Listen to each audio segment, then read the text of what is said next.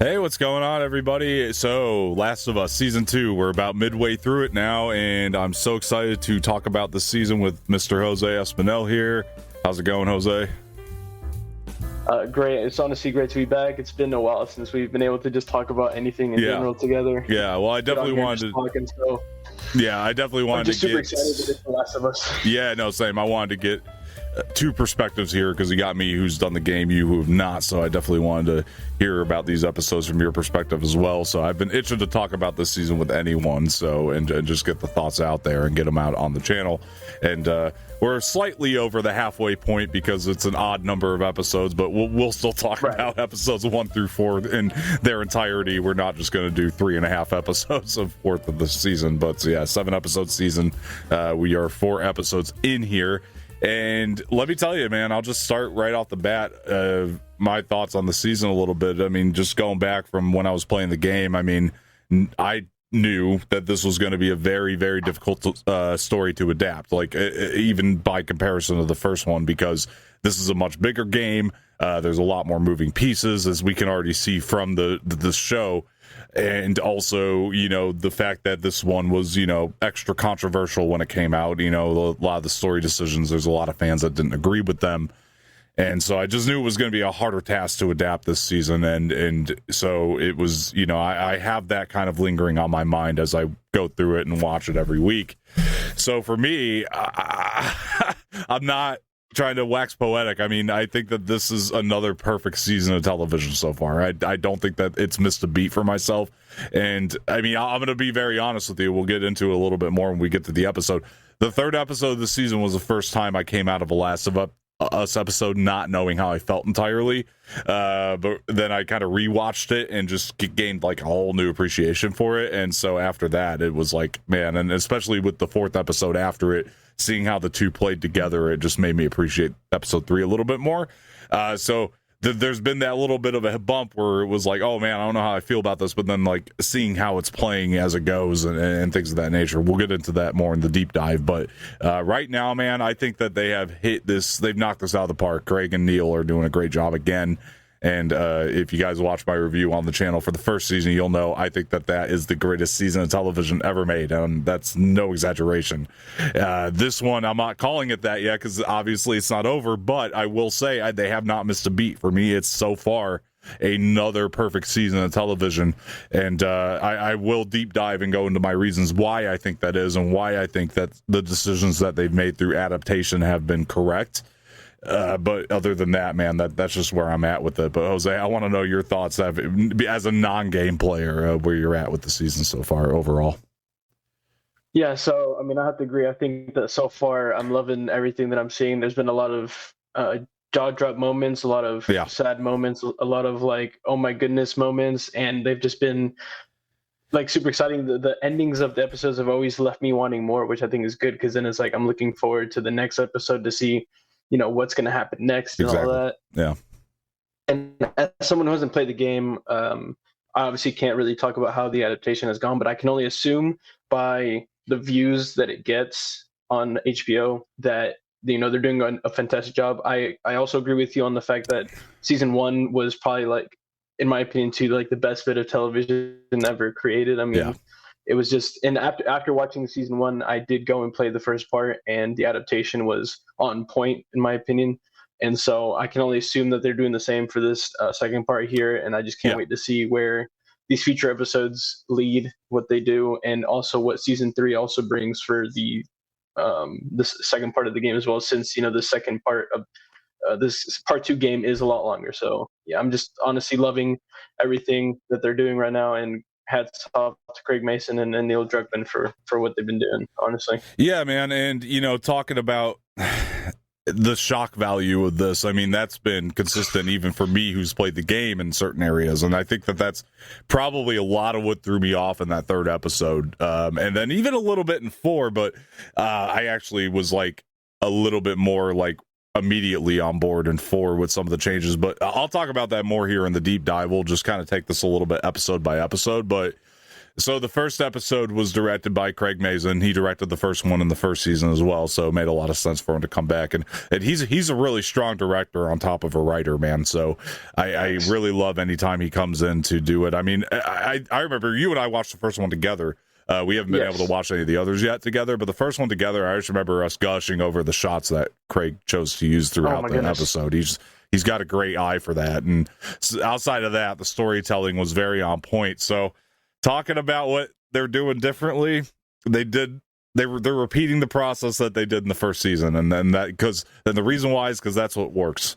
Just to repeat that process, and it ain't broke, don't fix it. And they're adapting this as true as they possibly can while making the right changes.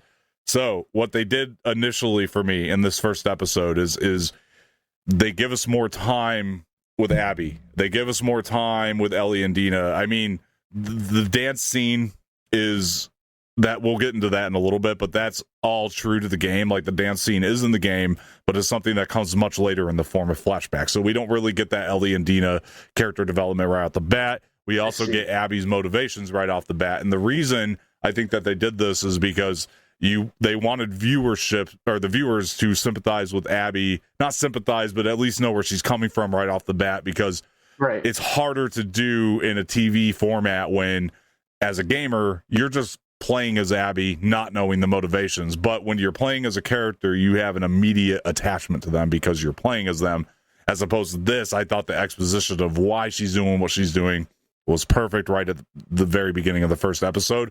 And it's one of the greatest, we'll just say, villain introductions that I've seen in a very, very long time, because, man, that line, "we do it slowly," was so bone-chilling. And just like, you're like, okay, for a game, if you're a gamer, you understand that Caitlin Dever has nailed this role. She knows how to be Abby, and she's going to embody all those characteristics. That's part one. And then part two, if you're new to it, you're like, oh shit, this is a threat. This girl is a threat. She might not be the biggest, and they definitely did make a physical change from the game, making her big, which I think was a smart choice. And I can't tell you, unfortunately, why I think it was a smart choice, because it's a spoiler. But let me just say it in the terms of, I do think that they needed to make somebody that mirrored the size of Bella Ramsey a little bit more, because they couldn't age up Bella Ramsey per se. Bella's aging into the role naturally, but they couldn't just resize her. And I disagree with the notion that they should have recast Ellie to get a bigger Abby, because I don't think that certain scenes that we've had so far would have been as effective with the different actress in the role. So that's just my take right off the bat there, because that was another one of people's issues.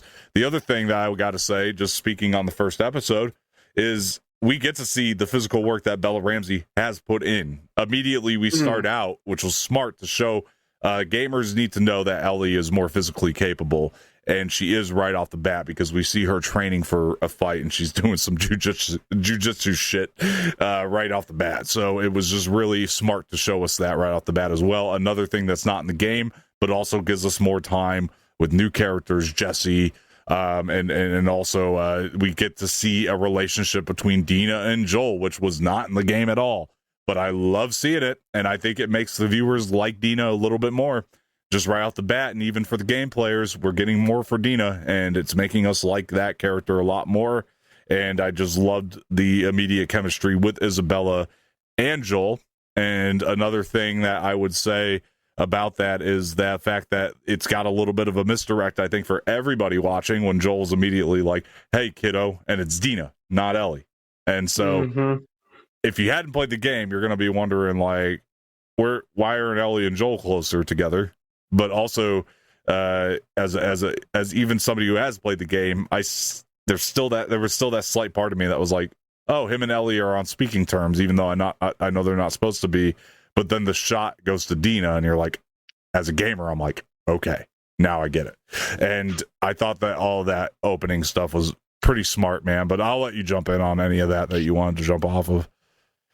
I just wanted to give, flowers to both Caitlin Dever and Isabela Merced for absolutely nailing these roles, like you said. And oh my gosh, young, I can't remember, because young, the guy who plays Jesse, I can't remember his last name. I know his first name is Young, and he's from Beef Success. He was on the show Beef that had really massive success. He's a great actor too.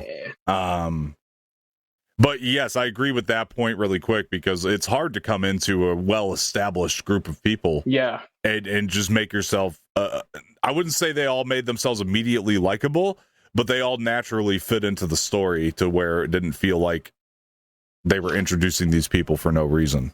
Oh, Young Mazzino. Thank you, Young Mazzino. Also a great job. But yeah, go ahead, Jose. I'm sorry. Yeah. No, I totally agree with you too about the whole how Caitlin Dever just delivered some of these, like the way that she delivered them were just so like I got chills running down my entire back. Yeah. With how menacing she was. Isabela Merced as Dina as well. She's been, especially in this first episode, like you said, the attachment that you see between Joel and Dina was really cool to see. Yeah. It was confusing at first, like when he said kiddo, I thought I was gonna see Ellie there, and then it pans over and it's her. I was like, right. Okay, this is interesting. Yeah. What is this about? Yeah. And so I found that pretty interesting. Jesse is just honestly to me a really funny guy in this show so far. He's just one of those guys that's kind of just on the side, like kind of just thrown around, kind of like not nonchalantly. And I gotta say, which is pretty funny. I gotta say too, because like that was one thing I liked that was brought to the role, is that extra bit of levity. That's not necessarily all there in the game. And there's a little bit of it, but it's not at the degree that they've given this to Jesse. So I love the element as well they're adding. So there's a scene actually, and I love seeing Gabriel Luna back as Tommy. I think that guy is just excellent in that role, and he just, you don't have to see him with Pedro, but he feels like Pedro's brother. Like he feels like Joel's brother.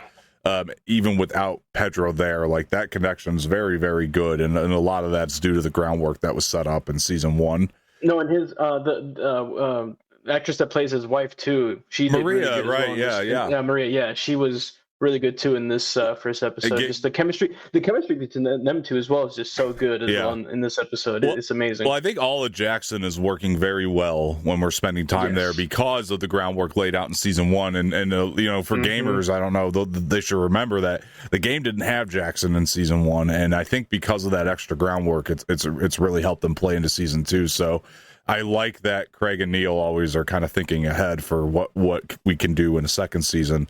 And I think it really showed, because this place immediately felt very lived into to us because of all the groundwork in season 1. And I'm just happy that they had the opportunity to put that in there. So the other thing, but yeah, him and Ellie's chemistry were great. I liked seeing a different dynamic for Ellie, and that's going to be Tommy and Ellie's chemistry. So maybe things aren't great with her and Joel, but her and Tommy are still great as far as, the show's concerned. It's almost like he'll step in to be like, I mean, he's not going to be Joel 100% for Ellie probably, but he can almost be kind of like Joel for her, in a sense now. So yeah. I mean, it's a really cool characteristic for Ellie to show like her attitude is like, my beef with Joel doesn't mean I'm going to hold his brother accountable for his actions, right? And so they're having this great scene that's actually played much later in the game, and in another flashback where her and Tommy are out there shooting the heads off of these infected that are out there in the wilderness. So something that again was just set up way later in the game, and there's a very similar scene, and it's more in the summertime, not the wintertime in the game. So I really enjoyed them placing this here. I thought it was, because it is such a little moment that you can just be like, let's get that out of the way. Let's set up Tommy and Ellie's dynamic right off the bat, and then we just don't have to worry about it the rest of the way. Because, that's part of the thing is, that's a playable moment in the game. And if it's not a playable moment, it's okay to skim by it, I guess, if you can, I guess, and save time elsewhere to do more somewhere else. And that's what they're so good at, is where to cut and where to add, and I think that's what's continued here. Anyway, my point being, because of that, we have this also other great element of this therapy session with Joel and Gail. Gail's not a character in the game. her husband Eugene is, but her husband Eugene's already dead, and we never got a backstory there. So again, I love all this. This whole episode for the first one is pretty much let's go back and fill in things that we weren't able to do in the game, but also add new elements that are going to make our story just different enough, keep the gamers on their toes. And so Joel's therapy session was awesome, and it shows a great performance between two actors, Pedro and Catherine O'Hara, do great in the scene.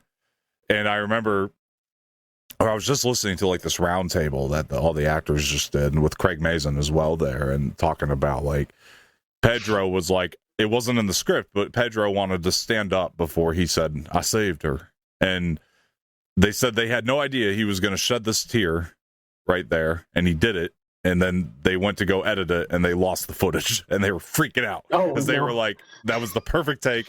And luckily, obviously, they've now recovered it, but they were able to find it, but they had to check the cards, you know, and they were able to find it. And I'm so glad that they did, because damn, was that a good, almost like Emmy-worthy scene right there from Pedro Pascal.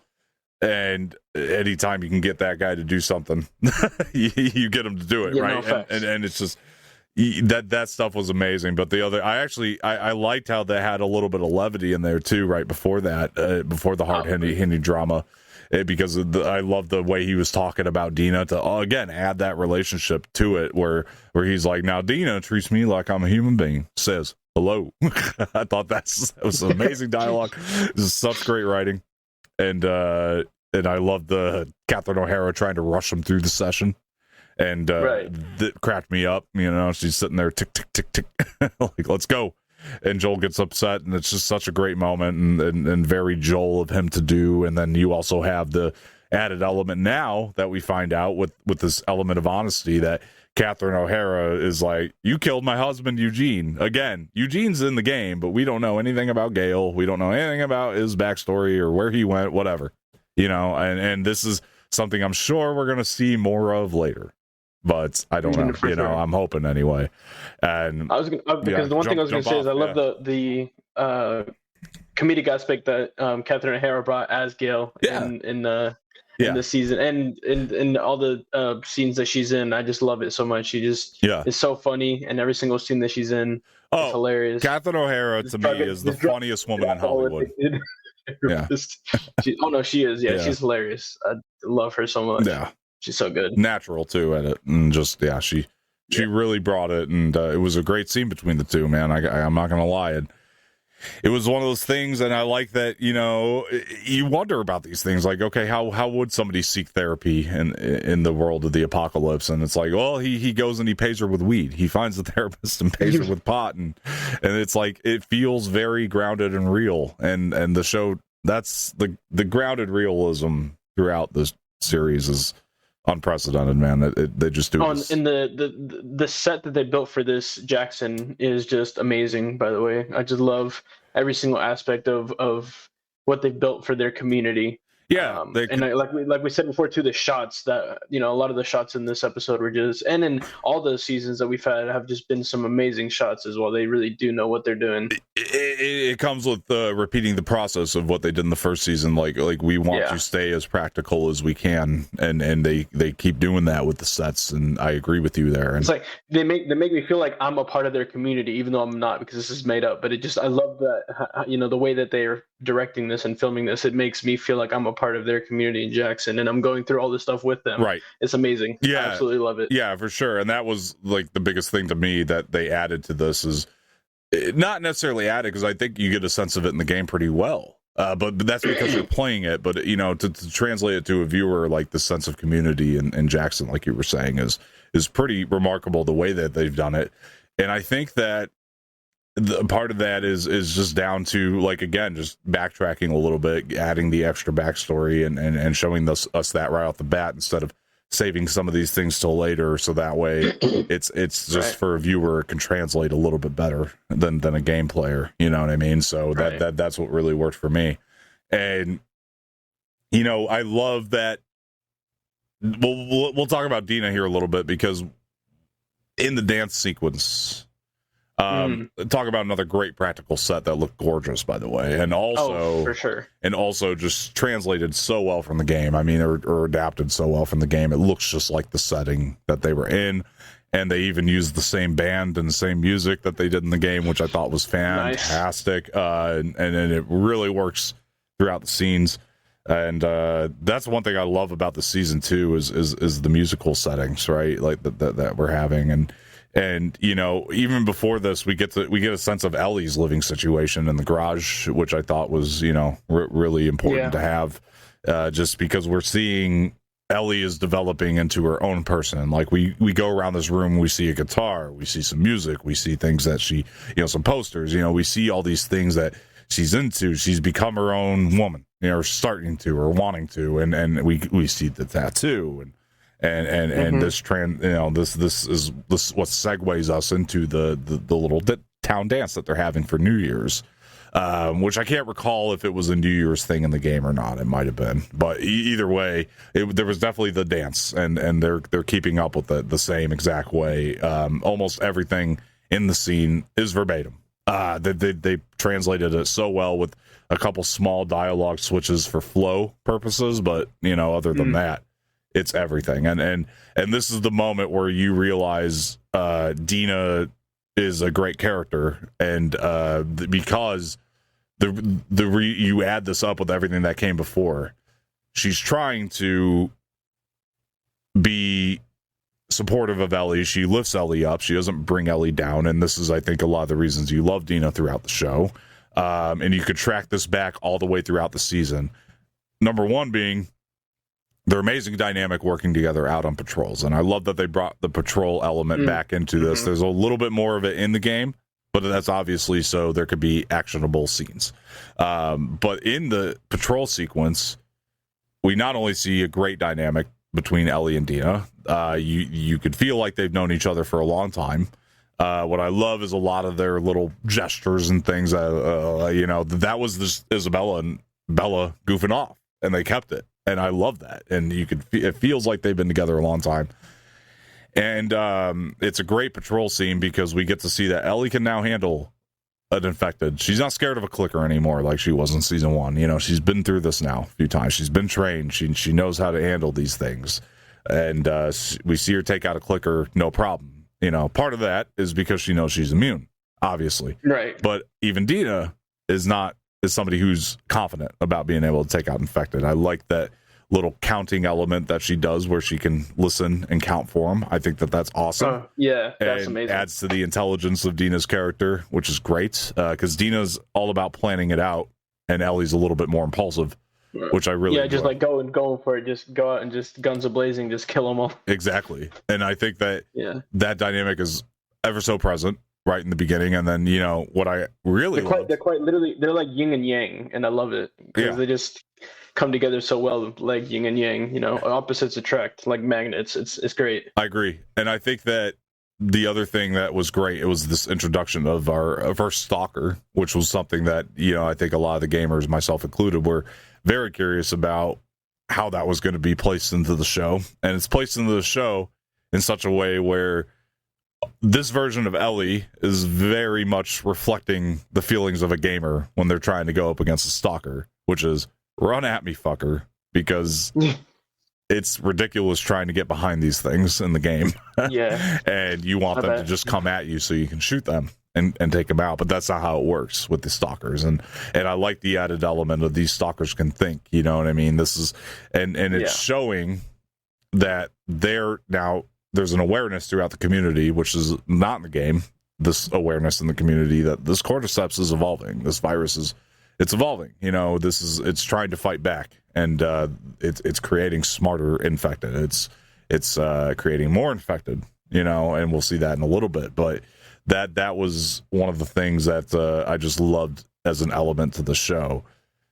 Anyway, I just add to that they aged Joel very well in this as well. Yeah. They made him look so much older, and I love it. They did. It's great. They did. There was a perfect 5-year age jump. And we talked about that in the first season a long time ago too. Yeah, love is salt and pepper. Yeah, exactly. Very salt and pepper, and we talked about that in the first season too, which jumping off that really quick, another element of Joel that I kind of skimmed over was the fact that, you know, he's an uncle now. That was new. That was not in the game. And we got to see that dynamic, and it makes you go, oh my gosh, I love Joel even more, you know, just seeing him interact with his nephew. And so I love that element too, you know, and it's like, what I actually really liked about that little sequence with him and his nephew is the fact that, like, him and Maria, they're rocky. You can see that, but she knows Joel's a great uncle. You know, she knows that, and that's so she still loves Joel for that reason, right? And accepts him into the community for that reason, even though their relationship is rocky in a lot of other ways. Yeah, I mean, she even calls it. She says you were a fugitive once, man, and I think, like, me listening to that, if my family member called me a fugitive, I know the point she was trying to make, but I was like, oh, that it rubbed me the wrong way on one end, you know, because he's not a fugitive. He's family. You know, it's different. Right. But I could see where Maria's coming from. You know, Maria, her intentions are correct, and they have been since season 1. They laid that groundwork with Maria in season 1. She was even trying to help Ellie, this kid she doesn't know. Maria is a little bit more apt to help a stranger than Joel is. Joel takes an entire season of television to warm up to a human, as we saw with Ellie. Yeah, true. Maria wants to help people right away. She wants to help everyone, and I just enjoyed that so much. It was just such a, you know, look, we have our differences, but we make it work. You know, Joel is not like me, but he is a great uncle to my child. You know, my child loves Uncle Joel. You know, and so we keep him around and we make it work. And that's a real family right there. That's how it works in real families. You know what I mean? Yeah. So I love that. I like that it adds that realism. But even speaking about Joel and Dina, you know, another added element to Dina that I just love is Dina, and this is part of why you love her being in Ellie's life, is because Dina is trying to mend the relationship between Joel and Ellie, right? When she's exactly. Like, let's, you know, hey, I'm going to watch some Curtis and Viper with Joel later. You know, you want to come? I love the Curtis and Viper, by the way, because it's straight out of the game, and we saw it in the first season as well. It was the movie that Sarah brought Joel.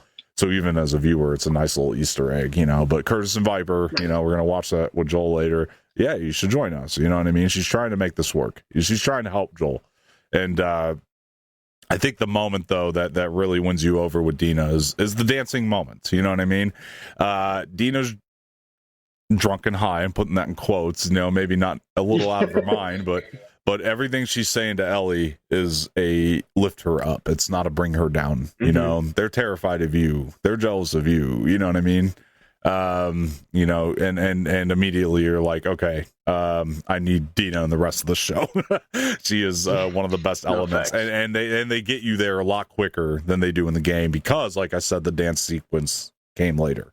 So I like that Dina is being played more as a great companion, like you said, yin and yang. It's great. It's great to see, you know, Ellie finally able to find someone to be able to confide in, like she used to with her old girlfriend that she sadly, obviously in season 1, had to kill because she got infected. Oh, I want to talk about that. It's just great. It's great to see that she has found someone like that again to confide in and be with. You can see, I love that, a difference between Ellie and Dina when you're comparing it to an Ellie and Riley, because Ellie and Riley in the first season is very first love, first lust. Dina is far more special. Dina, you could feel it too, and I like that they cast Storm Reed in the first season as Riley, because it was the type of chemistry that wasn't as strong as a Dina and Ellie, but it was enough for you to just say, this is the type of person you like for your first love, your first lust. With Dina, it's very different. You can feel it right off the bat. It's a lot stronger. Yeah, I was gonna say it's almost like this relationship has been going on for years and years. Yeah. Even though it hasn't. Yeah. But it just feels that way because of how strong, like you said, their chemistry and their relationship is already. It's very childlike with Riley and Ellie, and then with Dina and Ellie, you feel this sense of like womanhood when Ellie is around Dina. I was literally about to say that, like the thing with Ellie and Riley, it was very lovey-dovey, kind of like, ooh, yeah, you know, let's go to the mall, let's mess around. Yeah, let's go to the mall. Whereas with right now with Ellie and Dina, it's like, they're women, and they're, you know, they they want to be there for each other. They would like, die for each other and all that. So yeah, it's definitely like way stronger, and I honestly can't wait to see where this goes in these next 3 episodes of the second season, because I know it's just going to be some amazing stuff. Yeah, and this is where between them two. And the dancing sequence is where I'm like, Bella Ramsey is a gift from God as a performer, because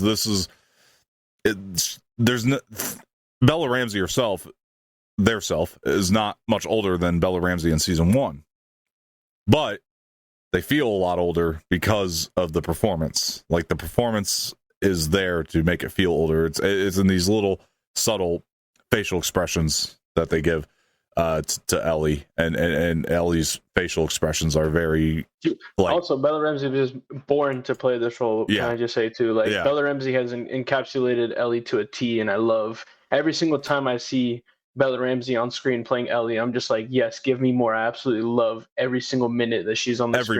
Every moment, absolutely amazing, absolutely, and like.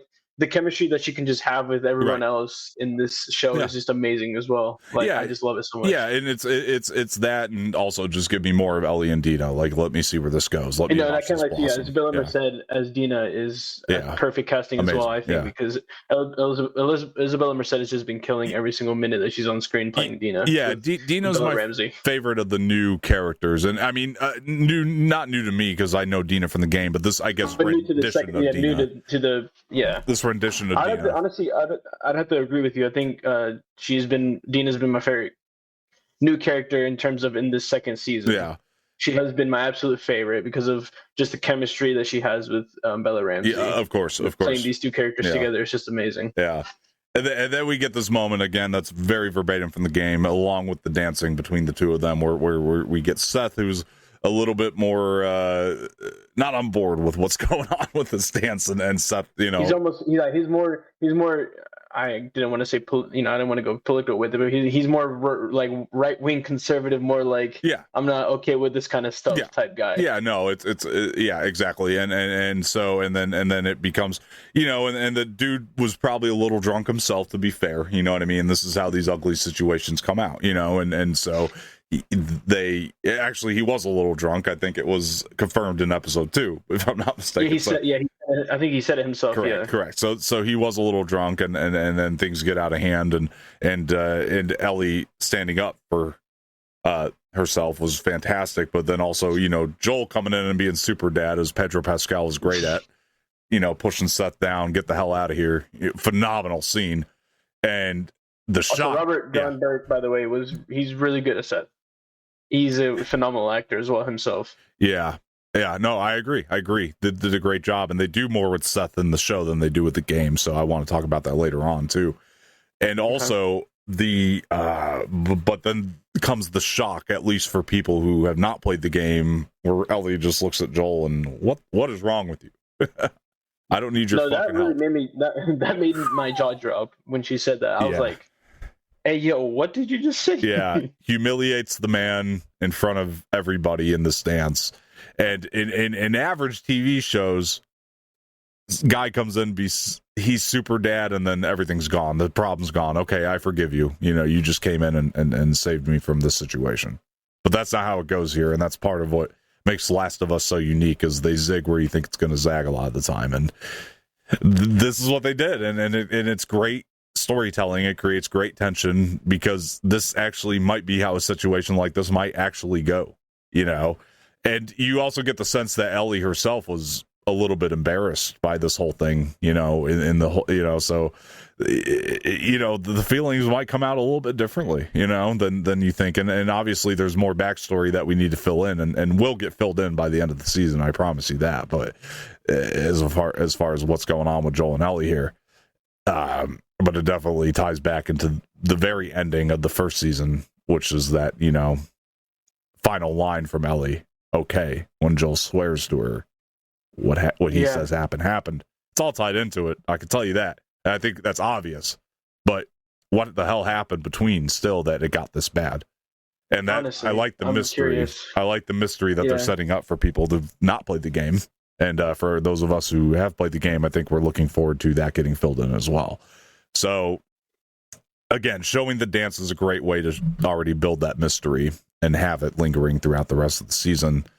But then we get Ellie, she looks at the porch and walks right by it. And that's it. That's it. She sees Joel on the porch and walks by. Doesn't come back. Which I'm just going to say, and I can't say why, in case they decide to come back around to this. A little surprising for us game players that that's what happened. But I'll just leave it there. But I'll also say that, well, let's just say this.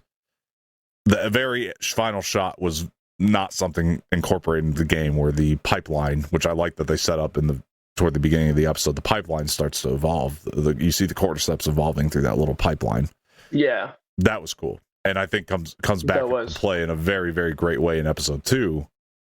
And it's all because of groundwork that was laid in the first season. But also, I'll move into the fact that it's you were saying earlier about the cliffhangers that they start to leave you with, which is in this in particular case is Abby coming down the hill with her team, with the Wolves, as we know now. Yep. And I gotta know, you see Abby in the first episode because you haven't played the game. What's on your mind in that cliffhanger? It's at the end of the first episode. Yeah.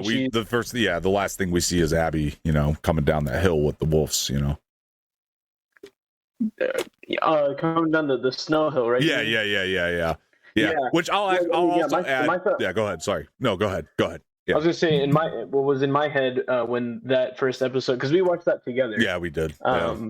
And my thoughts were just like, who is she like looking for? What are they doing here? Yeah. You know what I mean? Because like it wasn't specified. When she in the beginning of the. Well, she did say Joel. She did say Joel in the beginning. Oh, did she? Because that was the kill him slowly thing. Yeah. So really on my mind was like, how are they gonna get to Joel? Yeah. That was what really was in my head. Is like how. So what's their plan? How are they gonna? Because obviously Jackson is like fortified. Yeah. And there's people on patrol 24/7. So it's like, in my mind was like, how are her and her team of wolves going to be able to get to Joel? Yeah. So that's really what was in my head when it ended. Well, yeah, it's something I was just naturally interested in because in the game, you kind of play as her. There's kind of a little journey you take as Abby to get down that hill, But so I was just kind of naturally curious. But no, Craig, that's what was in my head. So no, fair enough. Craig did a great job on this episode, though, man. 100%. Yeah, I got to give him, all the applause. He just never fails to deliver. Yeah. That's the thing. But episode 2, we got Mark Mylod, who's an HBO vet. Yep. I mean, with the Game of Thrones and Succession, and he's done some great episodes there too. And he got some great stuff under his belt. That's crazy. Yeah, he actually, fun fact, directed Bella Ramsey's first episode in Game of Thrones as well. So, kind of a cool little reunion here with the two of them. Wow. Yeah. So, nice. The first one she did in Game of Thrones, it was all him. So, very cool to have him back. He's always a great director to have. And they were saying that they were nervous about doing this episode because it's Mark Mylod, you don't give him an episode 2, you give him an episode 1 or a season finale. That's usually what Mark Mylod does in Game of in the shows. And they said the reason they sold it to him to do this one is because it is the pinnacle. It is the motivation for everything that happened prior and everything that happens later. It's just such a heavy Ellie episode that I just feel like he needed to be the one to do it. Well, it's what sets off the journey. It is the reason that the journey gets set off is everything that happens in this episode, and this is the one. Like you said, all the motivation for her to just go. Yeah. And go. I'll talk about this in sort of chunks a little bit, but this is definitely the one that I can't wait to get your perspective on. I was gonna say there's one scene that I just want to specifically talk about. And I think you know which one it is. Yeah, you having not played the game and having no idea, I can't wait to get to it. But I gotta say, so this is the thing that all of us gamers have been trying our best to keep secret for a very long time. I bet you all been biting those tongues trying to keep this secret. It's been hard, but we've known about it, and that's the other thing, because of their deviations, we didn't know if they were going to go through with it. That was the thing we were kind of waiting to see. Are they going to go through with it? And if they are, we obviously don't want to ruin it for people who don't know yet. And so we're trying to, it's been hard to bite bite our tongues. I know that much. The gaming community has spoken here, and it's been hard for us to bite our tongues on this. But I got to say, it's great to finally have it and get it out. But talking about this in little chunks here, this opening is where the game starts of this episode. So they did a great job adapting it from game to screen, because you do have that run-in with Seth in the game. And you don't know what happened in the game is the difference. But here we have that great backstory in the dance, and we know. We have Jesse coming to get Ellie in the morning. You know, we know that there's tension between her and Joel. We don't know what it is in the game, but, you know, we get a little bit more foundation here in the show. So I gotta say, as a gamer, they did a great job adapting this opening. But there's some changes that they made. There are some definite changes that they made. Number one being, Joel went out on patrol with Tommy in the game, not Dina. Dina's with Ellie in the game. Ellie meets up with Dina. Dina and Ellie end up in the weed shop. This is very important for later on, and we're going to talk about it. Whoa. But they've made some switches. You know, Tommy's with Joel in the moment, not Dina. But again, there's smarts here going on. I'll tell you what happened later on and why they made this change and why it was actually all ended up being brilliant. Because when watching this episode, I'm like, why the change? Now that I've seen 4 episodes of the show, I know exactly why the change. And again, I'll explain that down the line. I might have a little idea why already. Yeah. And I haven't even played the game, but we'll get to it. Yeah. So what I will say, though, is everything else, though, adapted very, very well. But what we know is that Joel and Dina go missing in this cold and this blizzard, and we don't really, you know, I mean, Ellie, you know, and Jesse are going to try to find them, and you know, so that's the big thing for this. The other part I will say is we have Tommy's element of being back in Jackson. This I liked all the way through, because what's really funny to me is that the most video game thing about this episode, which is the Battle of Jackson, is not in the video game. This is a whole new thing. Oh, wow. Yeah. And so none of that sequence is there. What I did like about having the Battle of Jackson and watching Jackson being torn down, aside from the fact that Mark Mylod is an incredible director with these battle sequences and did an amazing job. This is such a compelling battle where we get another bloater, lots of things. We see the town get wrecked. And what I like about having Tommy there is we get to see what that does in terms of devastation for him and Maria, because we're seeing at all ends of everything devastation. So I enjoyed that little shade. That was one of the reasons I did enjoy the change right off the bat. And also the direction in terms of like the camera placements for the scenes in that fight too, again, made it seem like we were a part of the fight as well. Yeah. And that we were part of the devastation, which is what I absolutely loved about a lot of those scenes in that battle. Yeah. It was great. Yeah. Now, very verbatim to the game was Abby running into these infected. And then the avalanche of infected. And them coming to life. That was still true. They just didn't go for Jackson. Which, again, brilliant to put that little cordyceps through the pipeline. As they stated in the first season, you can step on a patch of cordyceps one place, you're waking up infected somewhere else, you know, and you're attracting them to you. And so the fact that they laid that groundwork in the first season, almost only to have this scene, when you think about it, in season 2, is really brilliant ahead thinking. Because this is the biggest motivation for that, to give reasoning to why all these infected woke up, which you didn't have in the game. But it's very stressful to play as Abby and try to run from them, and they made this scene just as intense here. I'm sure, not being a game player, you know Abby's going after Joel, and then Joel saves Abby. I mean, what do you think about that? I mean, when you as you're watching the show, when Joel saves Abby from the infected. Yeah, I'm almost. I mean, in my head, I'm just like, it's probably over at this point. Like, something's gonna happen to Joel. Unless he can somehow figure out, find out that like she, not fully trust these people and like be on guard the whole time. But then, because at this point, it's only her that he's saving, so he doesn't know exactly where it is that he's taking this girl. So he doesn't know that he's basically walking into an ambush, essentially. So knowing that there's people waiting for him, I'm in my head like, okay, this is at some point we're gonna see something happen to Joel. Right. So that's what's going through my head at that point. I'm like, oh gosh, Gotcha. Joel, why'd you do that? And we have to, and I hate to relive all this, but we do have to. And unfortunately, Abby entices Joel, same as in the game, to come back to the place where her and the other wolves are. Except for we have this added element now. Dina's with Joel, not Tommy. They put Dina to sleep using some type of medicine, which they do not use on Tommy. They knock Tommy out in the game. I'll just be straight up. They just will punch him? Yeah. I think they actually use like the hilt of a gun or something. That would make sense. But what I will say is, that would knock you out real good. I got to get credit because side actors sometimes don't get this type of credit, but all the different wolves that are there are doing a really good job playing the same wolves that were in the game. It's crazy. I recognize some of those wolves. Some of those actors have been in other things, and I think that was very by design. I think we said one of them was Joaquin from Captain America: Brave New World. That's right. I'm pretty sure that's the same guy. Yeah. And he's to a T. Danny Ramirez, that's his name. Yeah, and he's to a T in this because he's very.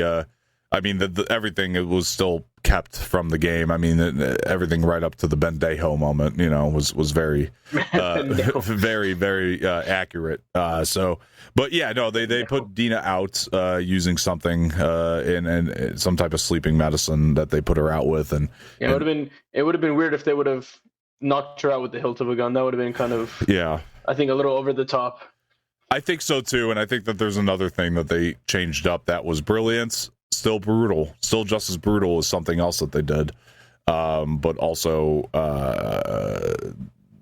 might have played a little over the top. Okay, so going into this, let's talk about this. What happens here? So we get the scene. So Joel gets shot in the leg, straight up, and I like this extra. This is another thing that's great about the Battle of Jackson. It's showing Joel is really in a rush to get back to Jackson, so his head is not as focused as it would have been otherwise.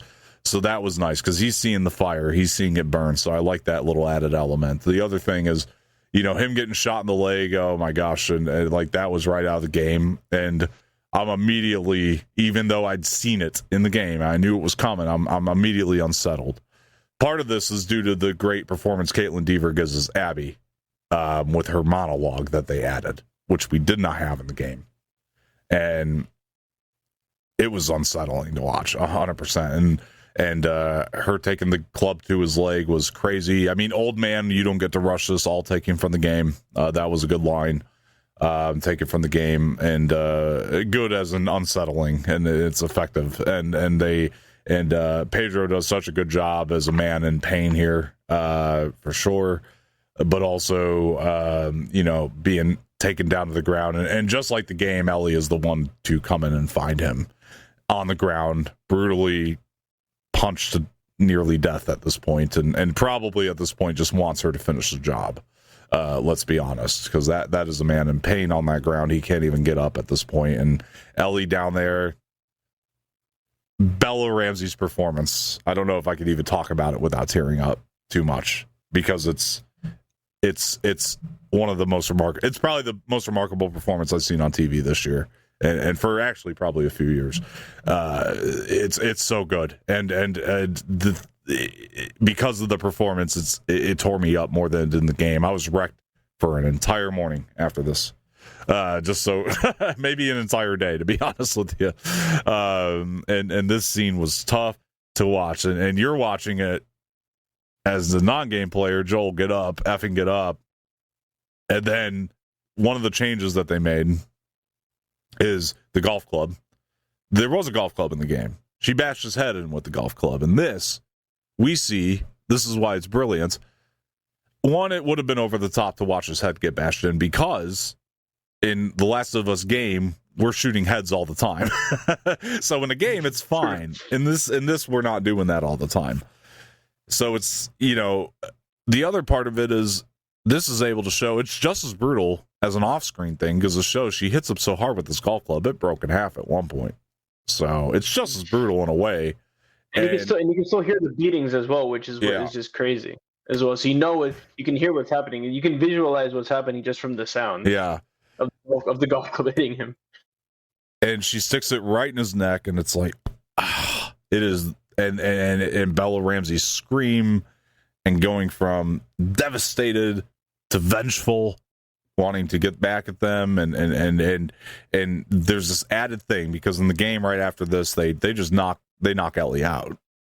Instead, they leave her alive to sit there, and the guy says pendejo. Yeah. And this crawl that she does to him is the most heartbreaking thing I might have seen on television ever. And it is unreal. But there's something that Mark Mylod did in the shot of it, and I want to talk about this a minute. There's a way that they did it where it's devastating. It's just as heartbreaking, but it's almost like you're watching this creature walk across the ground. You know the monster is born right then and there. That's kind of what it looks like in parallels to me. And I thought that was a brilliant way to shoot it on the part of Mark Mylod. And she goes over to him and just, you could just see, man, oh my gosh, the feelings I had. I mean, she just wants to wake this man up or comfort him, maybe even though he's already passed. And it was gut-wrenching. And just unbelievably shocking, but also kudos to the story to give us the same feelings and to also make me as the game player feel even worse than I already did about this moment, and make me cry like a baby once again, and have those same feelings, even though I knew it was all coming. But you, as the non-game player, not knowing any of this was coming, I mean, where are you at? Is your head in shock, or what's going on through your mind when you're watching it? That scene still plays in my head every day. Yeah, like I remember when I first saw it. Let me go scene by scene. Yeah. When they shoot Joel's leg, I was like, okay, yep, this is where he's gonna just he's gonna die. I was still holding a hope that when I saw Ellie walk in, I was holding a hope that she was gonna at least try and stop it somehow, or like get close enough to stop what was happening. In any other show, she would have stopped it. 100%. But I mean, I understand now that this is how the story had to go to set up Ellie the way that she is going to be for the rest of the show. Like now, seeing now how she is in the show, I understand why they had to do it. As much as I'm going to miss Pedro Pascal playing Joel, it obviously makes sense. And man, just honestly seeing them hold her down on the ground and having her watch Abby just beat the living Christ out of Joel is so like just replays in my head, and it's just so sad. I was actually crying. Yeah. Oh yeah.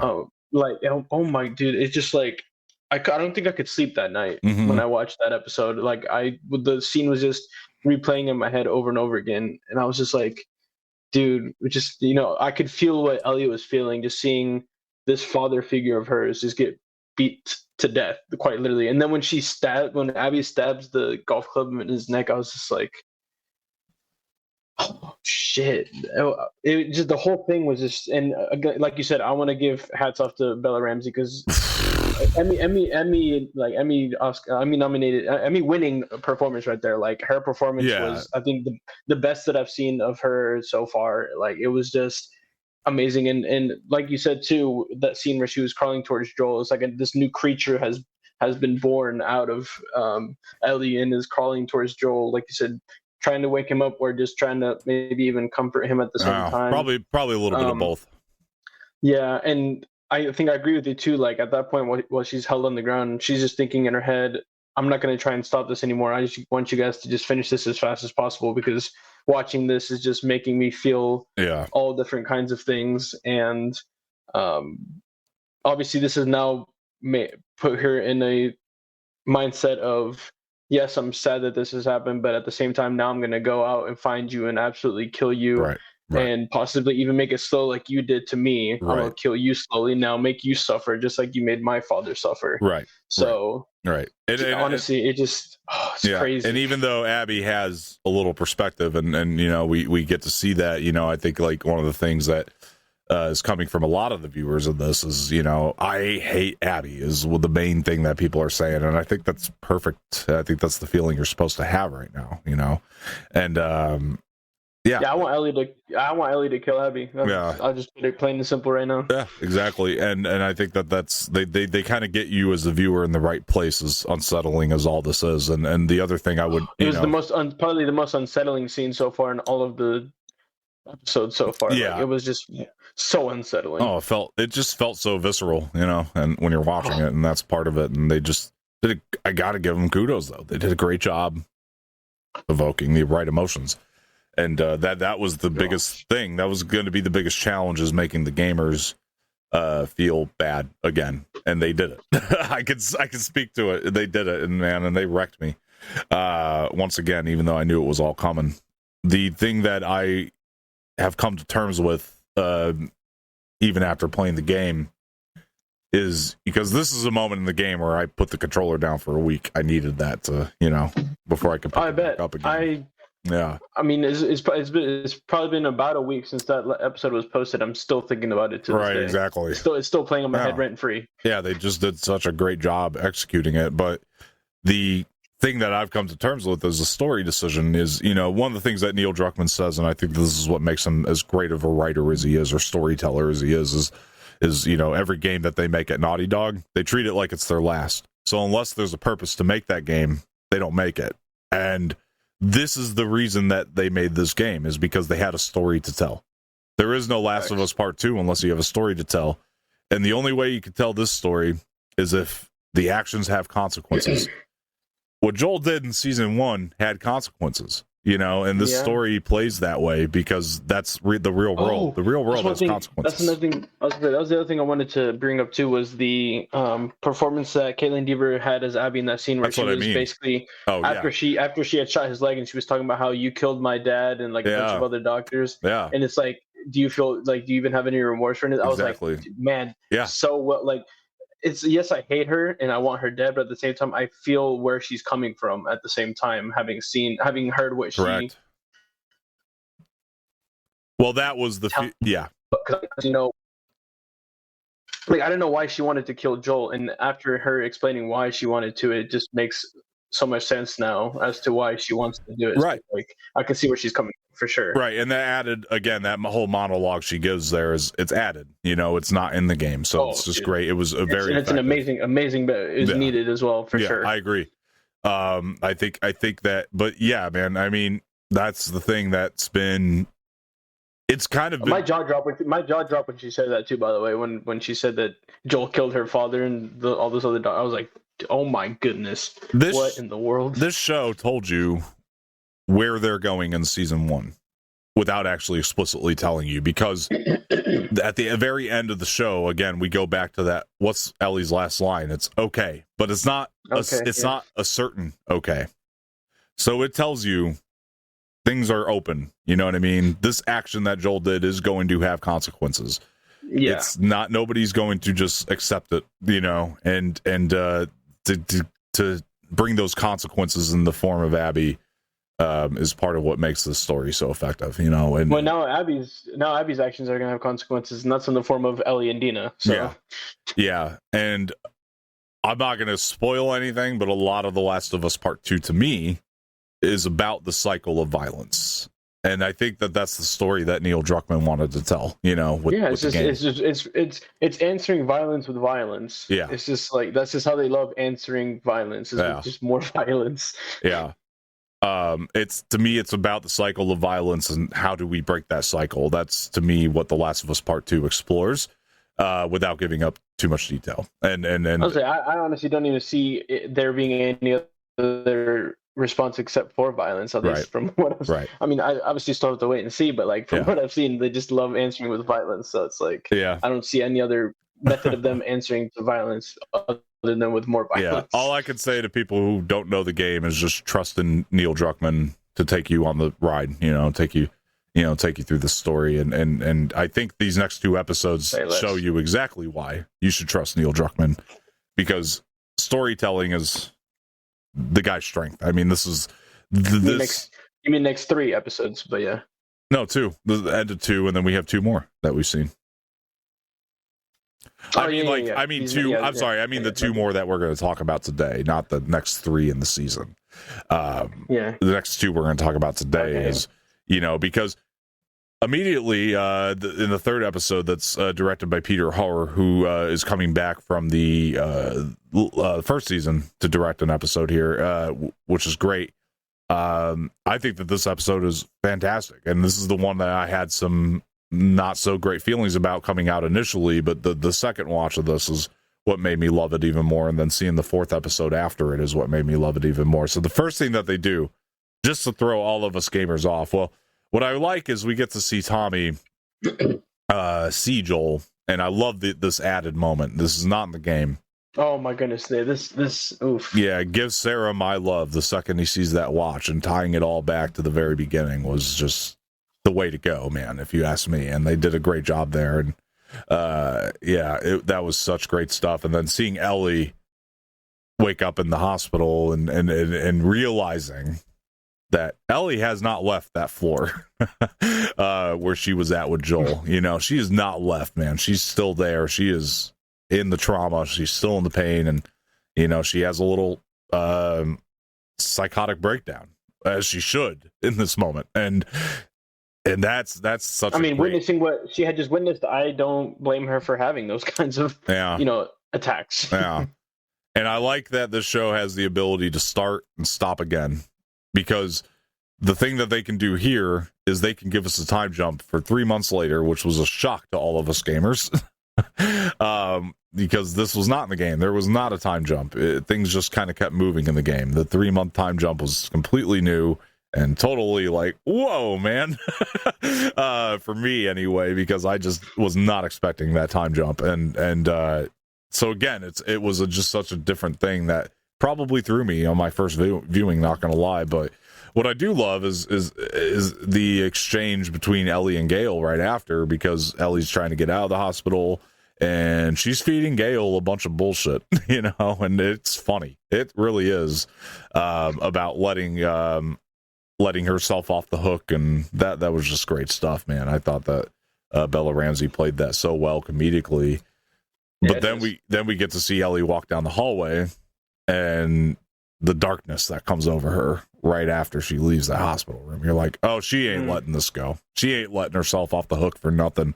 Right. She feels like she owes Joel still, and so there's that. And Gale knows it too, by the way. Gale's a smart therapist. She knows that Ellie has not forgiven herself, or, and she knows that. But there's a process that needs to be done. She might drink a lot of alcohol and smoke a lot of weed, but she's still smart. there's a process that needs to be done, and I think that Ellie and Gale come to this mutual understanding of, let's do the process that we need to do to get me out of here, but deep down that I'm not letting this go. And I think Gale knows that too, and they both just kind of make peace with that and get their jobs over with. And Ellie goes back home, and there's a moment that they included as soon as she walks back into the Miller home, which is her walking upstairs and finding the jacket and having a moment with that, which was devastating on one end, but the other thing, but was actually strangely exciting for me to watch, because it's a moment in the game that you don't have to do. You can skip it. You can actually walk right by the closet and never go back in there, and you can just meet Dina right back downstairs. So okay, the fact that they included it, kudos, because I think it is a great moment and was needed. But I also got to be very honest here that they cut a really great moment of Ellie coming to the door and not being able to open the door. She's so devastated by everything. So I didn't love that cut that they made. Got to be honest, it's a small nitpick. If I have any nitpick on the show, it's just that they didn't leave that scene. But boy, does this show make up for those things in other ways. So I will concede there. Oh, for sure. So, that's one of the things with adaptations. You just sometimes have to adjust to things. I do wish they kept that tiny little moment, but I'll take the trade-off for other things that they did do here. And so it actually ended up working out, I think. And I love the Dina and Ellie stuff downstairs, which is, it's actually very different. I mean, they do have this conversation, but the difference is Dina knowing the names, remembering the names, which was also another great reason to have Dina at the house when Joel died. So Dina can have these names. Let's make this adventure make more sense, right? And so that was another great moment. Let's have her remember this. Let's let her be the smart one. And boy, is Dina one of the most intelligent people in the world. You know, when she's giving her little thing about, if you know where someone's going and you want to get them, let them get to where they're going first and then go get them, you know? There's a lot of intelligence in this, and it really is making Dina a much better character than she was in the game. Nothing against Dina in the game. Everything's good there, but it's just, this is so much better. And the fact that they go to Tommy, and Tommy he's hesitant about going out. He wants to run it by Maria. Very much all true to the game. The difference is the town hall. And you were talking about community earlier and what they're bringing to it. And the town hall is not something that's an element of the game. That's very new. That part, the town hall moment was not in the game, and I liked it as an element. You know, we're going to vote as a town. It actually makes a lot of sense. And what I love is everybody votes, right? Well, first of all, they bring Seth back around in this great way, where Seth is now on Ellie's side about this Joel thing. Mm-hmm. Like, I want to go get Joel. Well, let's talk about Ellie's little speech there, because it's perfect. Because she has to be sincere, but it's also half bullshit. Mm-hmm. And Bella Ramsey, that was not an easy thing to nail. It's half bullshit, because she really just wants to go get him. But it was nailed so well. And I like this extra scene because it shows a little extra support from Dina, that support system. It's building more chemistry. But everybody votes, right? Tommy, Jesse, everybody on the council, Maria. What I love is even now, we don't know how everybody voted. We can take a guess, but we don't know. We don't necessarily know that Tommy voted yes. And this is one of the differences from the game. I'm going to reckon that Tommy did vote yes, let's go get him. I'm going to reckon that because he said he'd back Ellie, and I believe him. But you don't know. You don't know.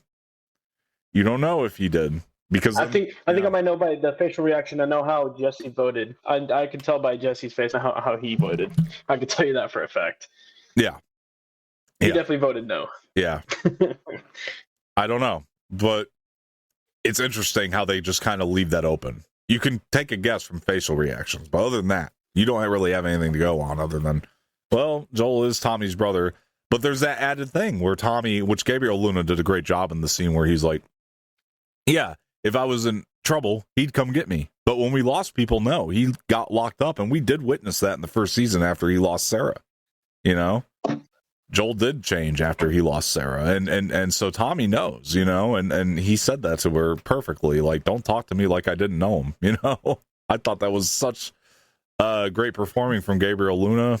And yeah, man, they did a great job on all this. Like, the build to it just really, really works. Fantastic job. And as much of a slower burn as this episode is, like, all this storytelling is just so important to fill in here to get us going from the big event that happened in 2 all the way over to the journey that we're going on for this season. And you need this bridge. You really do. And I think that they couldn't have done it any better after processing this episode a little bit more. And that said, you know, obviously everybody kind of votes no. But, you know, I love that Dina knows Ellie's going anyway. But there's a difference here. The big difference is, in the game, Tommy goes after Joel, and Maria sends Ellie and Dina to go after Tommy. Which there's this great added line of that. I kind of wish, this is another thing, I kind of wished we got this line that was in the game of go bring my dumbass husband home. I thought that was a great Maria line, but because of the change, we don't get that now. And I'm like, it's a little bit of a bummer, but I understand kind of what they're doing here.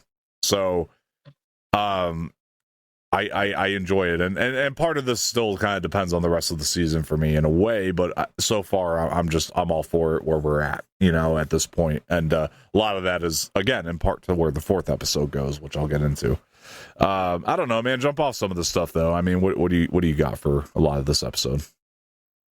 You know, so I liked, like you said, I liked the town hall scene because it brought a sense of community together. It made me feel like we were a part of, you know, we were sat there are standing there in the town hall, kind of a part of this meeting, getting to hear everyone's speeches that wanted to talk and give a speech about whether we should go, they should go out and get revenge or not. Right. Seth, obviously, I loved his speech. It was hilarious. I thought it was really funny. Again, he always brings that comedic aspect to these seasons that have been pretty, sad or intense or uber violent, stuff like that. So I just love how his speech brought some comedic effect to it. Ellie's speech, again, I loved. It was really, really good. Mm-hmm. Very well executed for Ellie. Right. And I love too how, like you said, the whole voting thing, we can kind of give our guess as to who voted yes and who voted no, but it's really up to our interpretation. Yeah. And well, that was part of why it was. I can see smart. Where they go ahead. Go ahead. No, I was gonna say that I can see where where you're coming from with the whole deviations that they've done or like stuff they've done differently to the game. But again, to play the game, I can just assume that they're doing it the way they're doing it because it works better for TV than, of course, what they did in the video game. Yeah, and I think you need the slower bridge to bridge, like I said, and I think a lot of it is partially for flow purposes, but also to not have Tommy go after Abby is part of the fascination of leaving the open-endedness to me of who voted what, and so that's also part of it too. Right. So I have grown to appreciate some of these deviations. Again, just on initial viewings, the deviations were the first deviations they ever made that made me go, maybe I didn't love that as much, but upon sitting with it, is kind of what's made me appreciate it. And again, like I said in the beginning, it's a perfect season of television so far, and I'll stick with that. I'm looking at this now from the TV aspect, and it's actually really working for me. But Dina knows Ellie's going out, so Dina comes out with her plan because she knows Ellie's going to be stupid and impulsive. Maybe not stupid as much as impulsive. Yeah. But you know what I mean. Yeah, she was just not going to plan out too perfectly, with like taking whatever it is that she needed to be able to survive this long trip to get to Abby and all that other stuff. Oh, one thing I wanted to touch on too that you mentioned as well. I loved the scene between Tommy and Ellie. Yeah. It was like, don't I didn't know him. I mean, that I was like, oh shit. Yeah. Like, damn. Like this is intense. He got that little moment of levity there too, where he was talking to Dina. He's like, "You hold out information for me again. Here I'm rendering duty for a month," and I love the facial expression of Dina like that. Oh boy, yep. Great stuff, and it sets up because I don't think we really seen Tommy and Dina interact up until that point very much. So it sets up their little dynamic too that they've had. So makes their relationship feel a little bit longer as well to have that slight exchange. It was almost a bit of Joel coming out of Tommy as well, being like very strict and like very fatherish to them. Yeah, as well. I thought was pretty interesting. We did get the great added moment between Tommy and Gail as well, because it does inform us like Tommy, he's essentially responsible for Ellie, upon her hospitalization release, right? So I like that little added thing too. That wasn't in the game really, I don't think. He's got this like sense of like, I gotta take care of her, and it does go a lot back into season 1 where Joel wanted Tommy to take care of Ellie, if you remember, and so I like that, where they're bringing that back around here, and that is exactly what happened. Is Tommy became a little more responsible for Ellie now, but like we said, Ellie's going anyway. You know what I mean?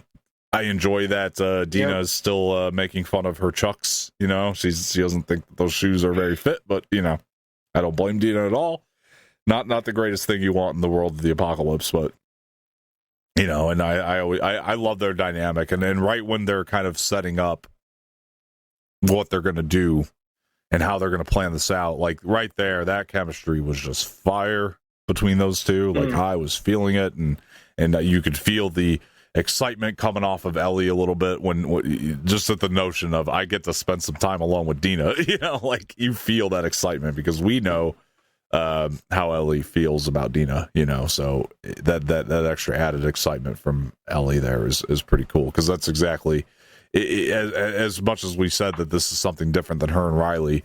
There is this element of the show that is definitely going out of its way to show us or invoke the feelings of young love, because they are still young, at the end of the day. And I like that this show is going out of its way to pull those feelings out, show us the feelings of the excitement of that, in a lot of ways. But we get this gravesite scene, which is out of the show, but it happens much sooner. My word, great direction from Peter Hoare. There's a shot because Ellie, first of all, eats coffee beans, which was added, not in the game, which I loved.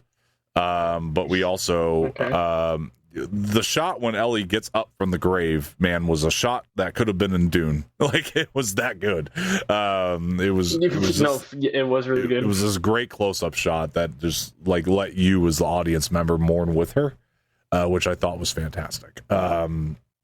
And I like that Dina kind of held back and let Ellie have the moment too, seeing as their relationship was a little different. And so I really enjoyed that.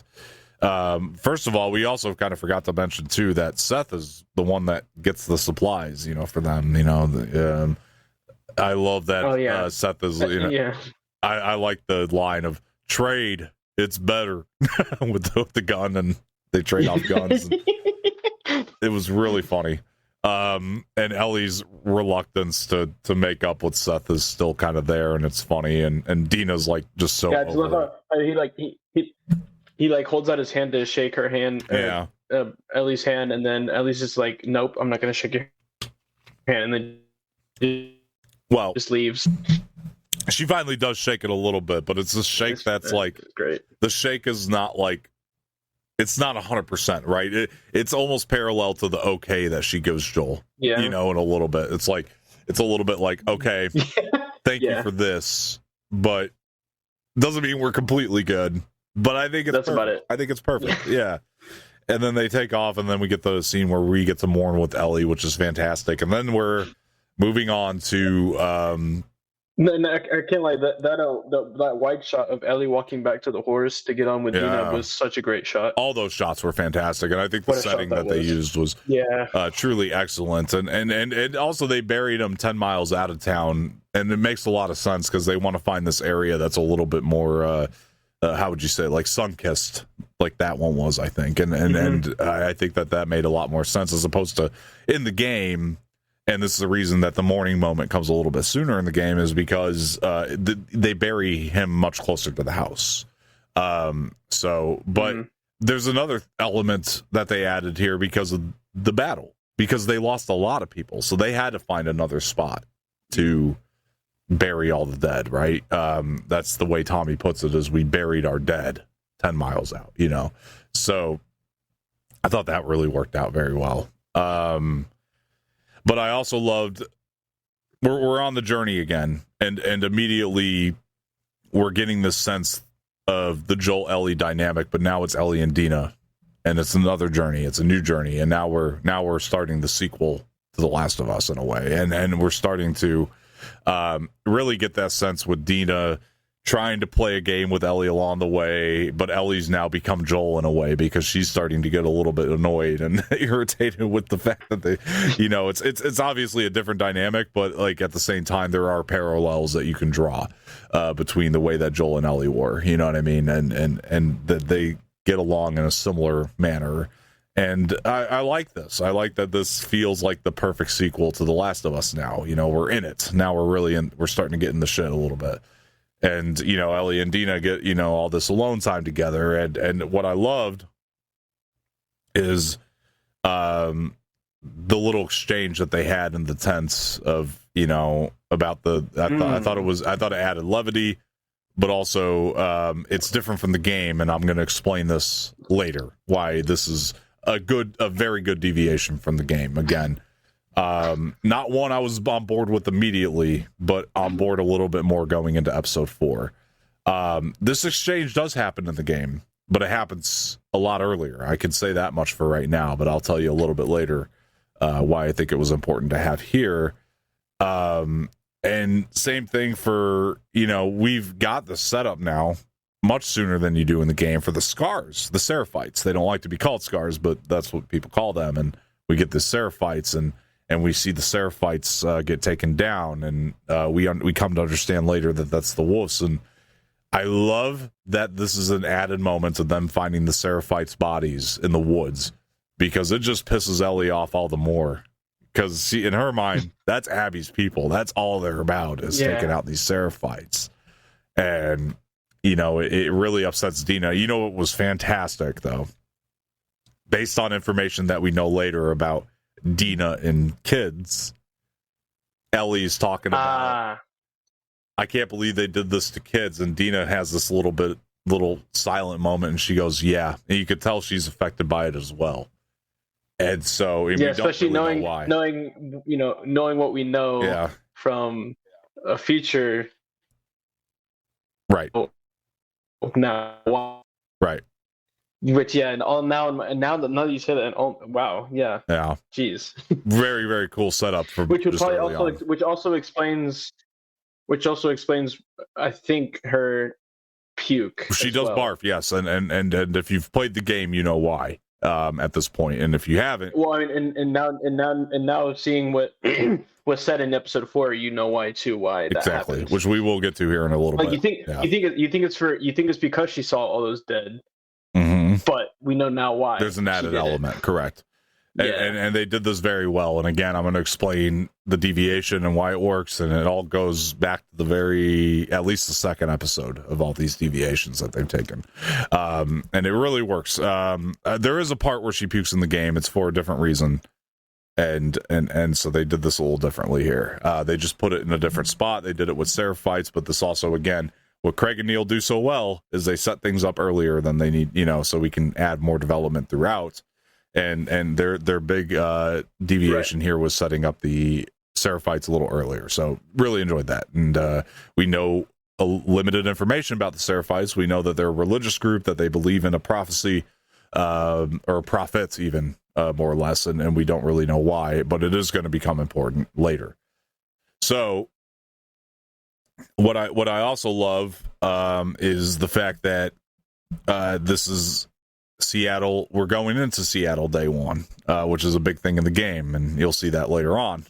But we do finally get to Seattle, and we realize that they're up against a lot more than they thought that they were when we come around to showing the shot of all the wolves that are out there in Seattle. It's not just Abby and a little crew, and Dina and Ellie don't know that. They're a little overconfident at this point, and that is because at this point, to them, from their view, Seattle looks peaceful. But it was also this great shot and great moment because, one, it's just beautiful cinematography, but two, it's this little calm before the storm. We get this little calm before the storm, and I think that's what this shot was supposed to represent for us. And then you see all the wolves, and you go, "Oh shit, this is not going to be easy," which is a great way to translate from the game where you're just going into Seattle and you start running into wolves left and right. With the show, for show purposes, they're like, let's show all the wolves at once and show people what they're up against. And it's like, okay, that's a great way. And as you said, cliffhangers, man, they're doing great with that, and they're keeping non-game players in. So, yeah, man. I mean, anything else to add on this episode? I mean, what did you think of this when you saw all the wolves and all that? And yeah. Yeah, when I saw the amount of wolves that they are now going to face, I was like, "Oh, this is going to be a lot tougher than they thought it was going to be initially." Because obviously in their head, they're thinking it's just Abby and the 3-4 other people that were with Abby. Mm-hmm. So they're going in this pretty confident and pretty relaxed. Yeah. But now seeing the amount of wolves that there actually are, it's like, damn, okay, now they're in actually for a real challenge. So Correct. It's going to be interesting to see, in the future 3 episodes, how this all actually goes down. I agree with you. The shot of them on the horse, seeing Seattle, is an absolutely beautiful shot. It is one of my favorites that I've seen so far. It's just a masterpiece of a shot. Yeah, that's great. It's so beautiful. Yeah, I absolutely love it. And so going back to the tent scene, I really enjoyed that between Ellie and Dina. I thought that was really cool, lovey-dovey type messing around with each other type scene, which I found really refreshing. Especially since up scene was pretty, like you said, Joel and Ellie when they were first kind of trying to make the relationship closer. Where Ellie was trying to mess with, tell stuff to Joel, and Joel wasn't having it. It was the same way Ellie, Dina was trying to play games with Ellie and stuff, and she just eventually wasn't having it anymore. So it was a kind of like rocky situation on their trip, but then in the tent they were, able to relax and kind of talk and have like a relaxing, fun type of vibe. So I thought it was a pretty cool refresher to see. But yeah, honestly, like you said, the cliffhangers have just been absolutely incredible for all, and the way that this one ended really just had me wanting more to, and to see what episode going to be about. So no, for sure, man, I agree. And the other thing that I would add is just like, the set fights too. That was an interesting scene too to see. I like how they're adding how we now have like a religious group in the show, because I feel like this show is very just political heavy.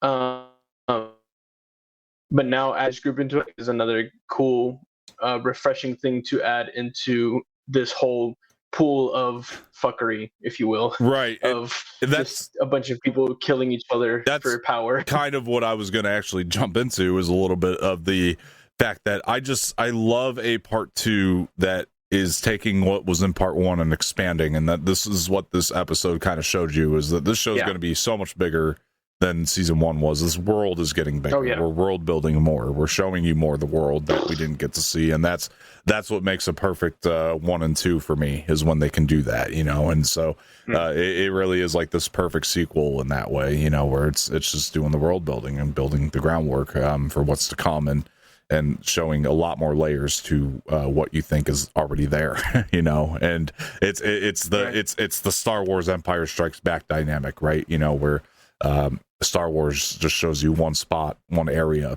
and then Empire is, more the Force and the mysticism and, Yoda and all these other elements, right? And you start to get into that. So, but because the first one laid the groundwork, it plays so naturally and organically.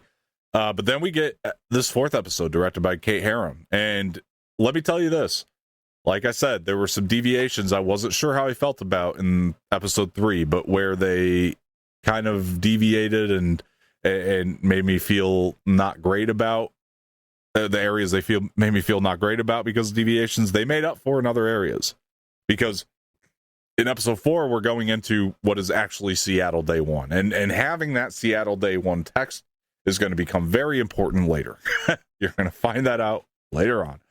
But what I can only assume, what I will also say, because there's an interesting thing that the show is doing with time, but what I can also say is the actual interiors of Seattle looks exactly like it did in the game.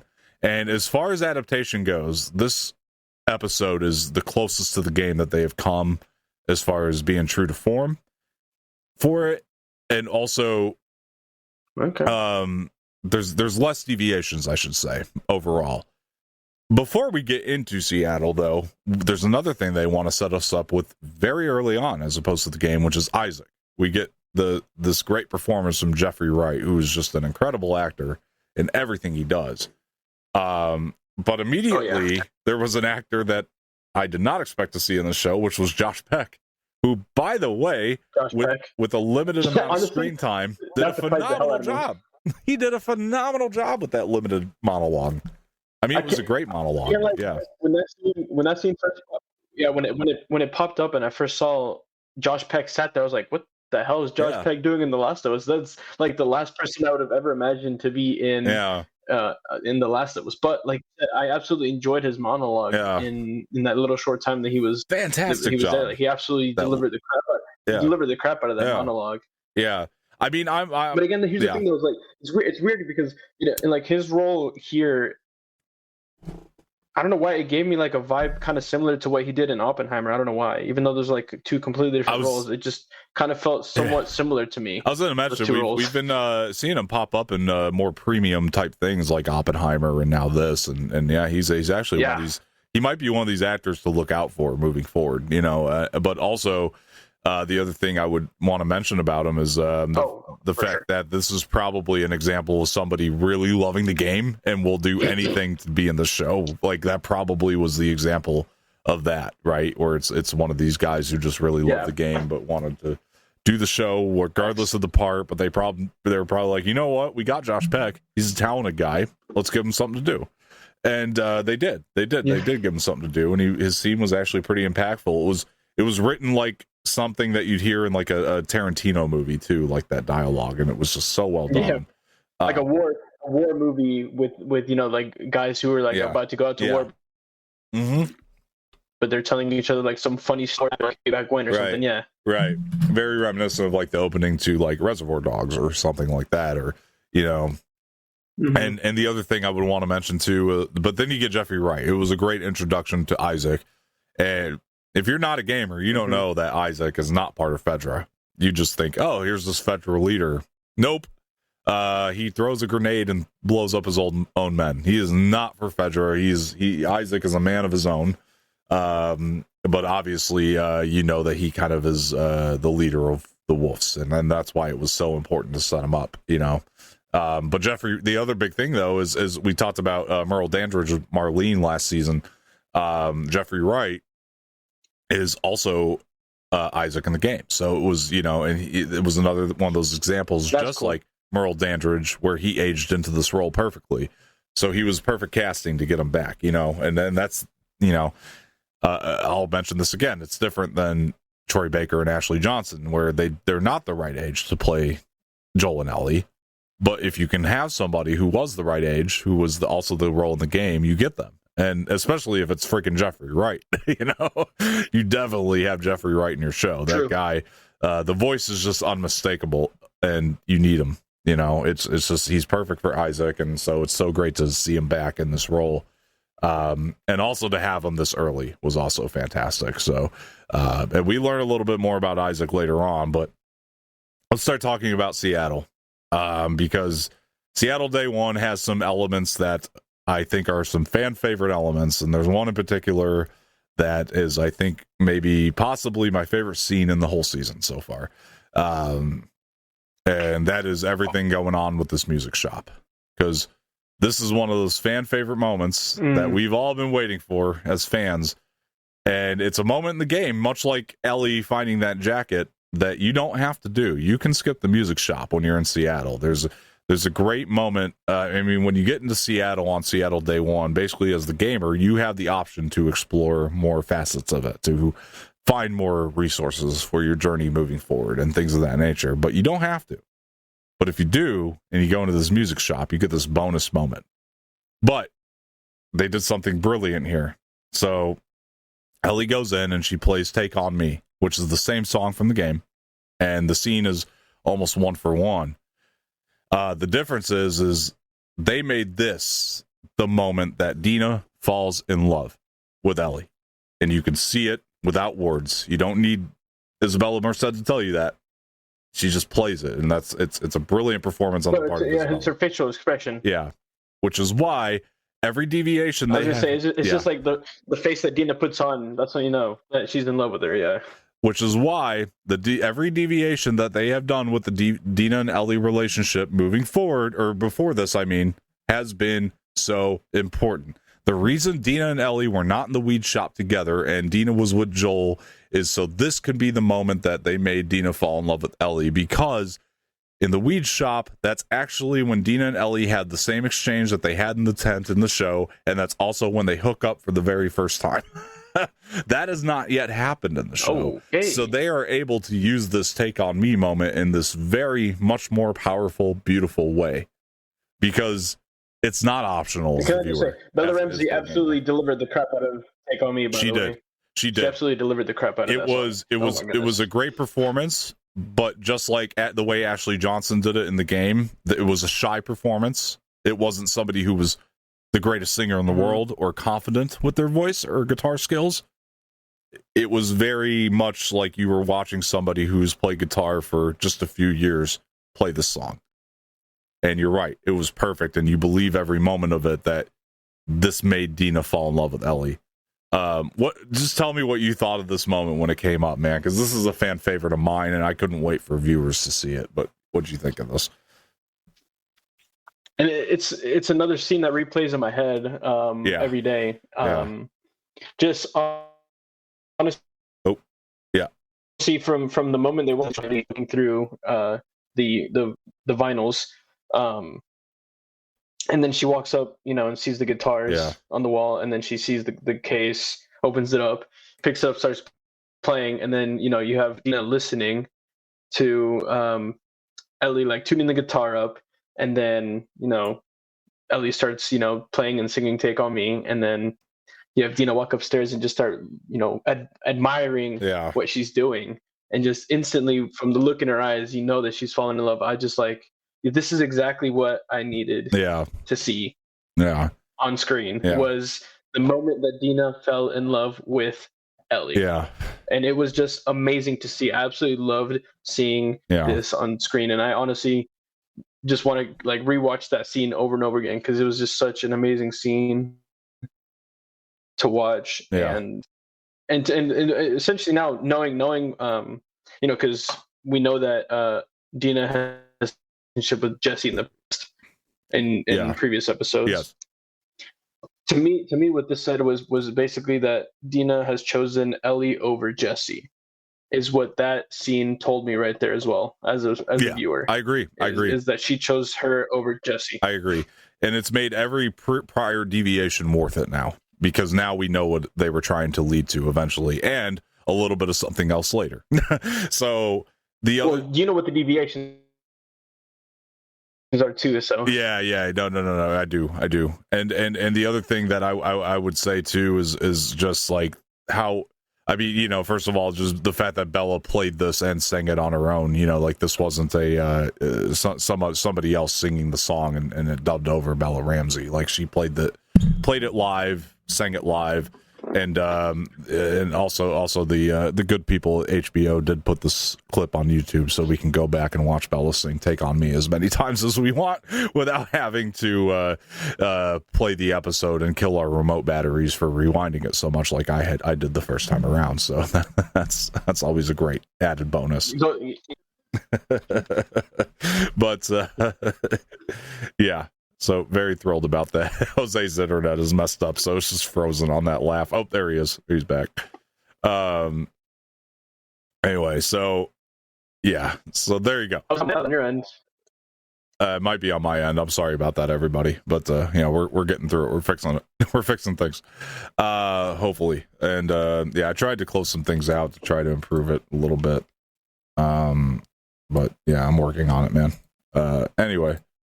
Anyway, this was all just great stuff, and like I said, another fan favorite moment that hopefully was translated just as well to the viewers watching it, and I think it was. And again, I think that added bonus of not just seeing Ellie play the song, but Dina on the other end of it getting emotional about it was great.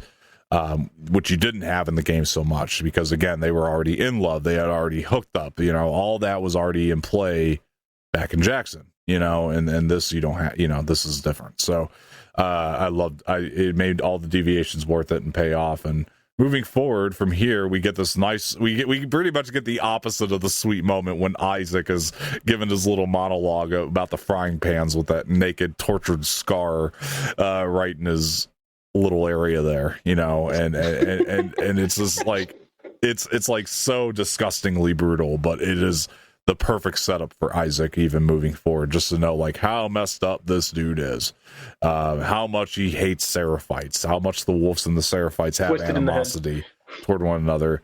But what a greatly well written scene for Isaac about the pans, and it's like he's talking about these pans, but it's really not about the pans. You know what I mean? But this is just such a great villainous role, I should say, which is, by the way, I do say it that way because I think that perspective is a big thing moving forward in this season. It's really is all about your point of view. And Craig Maizin himself had already said, like, who's good and who's bad is all going to depend on where you stand by the end. And I think that is very much indicative of this game. And I can't wait for things moving forward because of that. But that's why I kind of put things in quotations as I speak about people, But right now, Isaac's a villain. Isaac's a threat. this we don't know why he hates the Seraphites yet, but he is a threat to them. And so far, the Seraphites haven't done anybody any real harm. The last thing we saw of the Seraphites is they just got killed pretty innocently when they were minding their own business, walking through the forest. So it's very villainous. It's very threatening. But what do you think of this? What do you think of Isaac at this point in the show? What goes through your head as somebody who's not familiar with the character? I almost see him as like Lord Emperor Sidious from Star Wars, as like the helm of like the Sith, and like it's his apprentice, almost be like, Isaac trying to form and meld Abby into like her own version of Isaac, but like in her own way as well. Yeah, kind of. Yeah.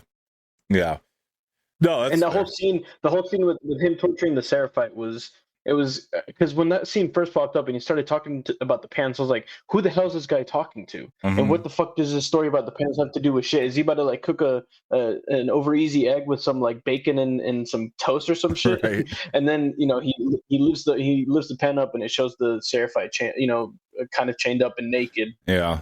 You're like, oh, okay, he's about to like torture the Seraphite with this hot pan. Yeah. And so it was like weird. It was weird and like intense, and just like a crazy scene. But I absolutely enjoyed it, and Jeffrey Wright every time never fails to deliver in his acting. I mean, in the movies that I've seen him in the past, like American Fiction, and all those other projects I've seen him in the past from before, is just absolutely. And I honestly love seeing him in this like different light as a villain, because he normally has like lighter roles and stuff. So you're to right. see him as a villain in this, like, is really, really refreshing and really cool to see, because he plays it amazingly. He's just as good of a bad guy as he is a good guy, and that's, for sure. Yeah, it really is cool to see him do this, but he does. He brings gravitas to everything that he does as a performer, and here is no exception. I do want to track back just a little bit, because I did want to mention. Yeah, it'll be interesting to see. Yeah. It'll just be interesting to see what his beef is with the Seraphites. Like, I'm almost thinking, did the Seraphites do something to like his family or to like a loved one of his, and that's why he's getting revenge on them, or like what? So it'll be interesting to see for sure.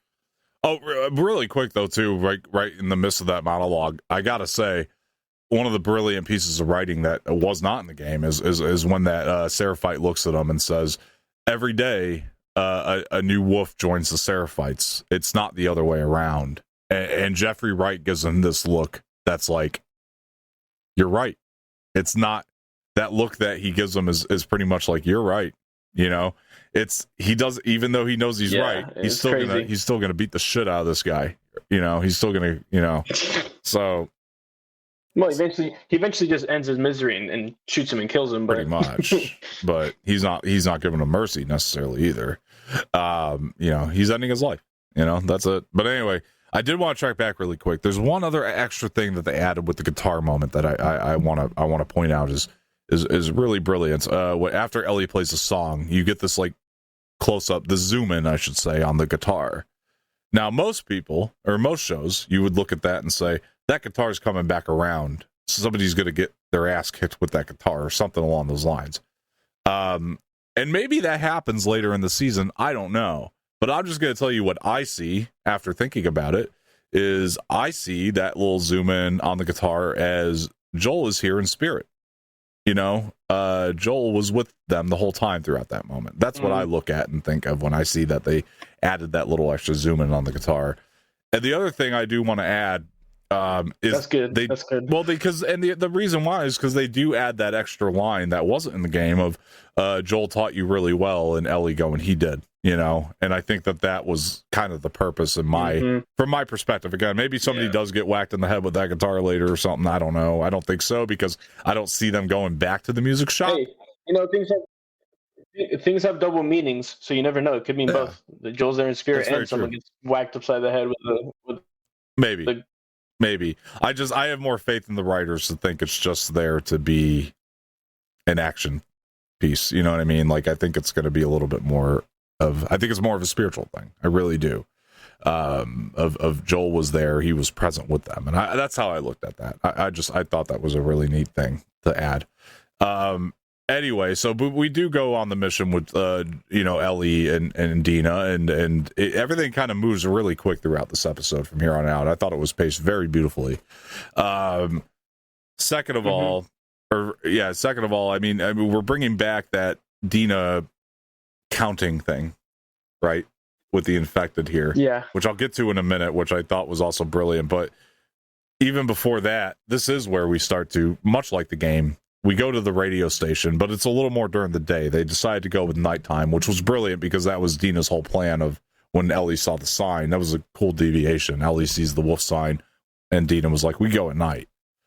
And it was brilliant. It was really good. It does give Dina more purpose to be in the story and that intelligence that she has. But they do go to the radio station.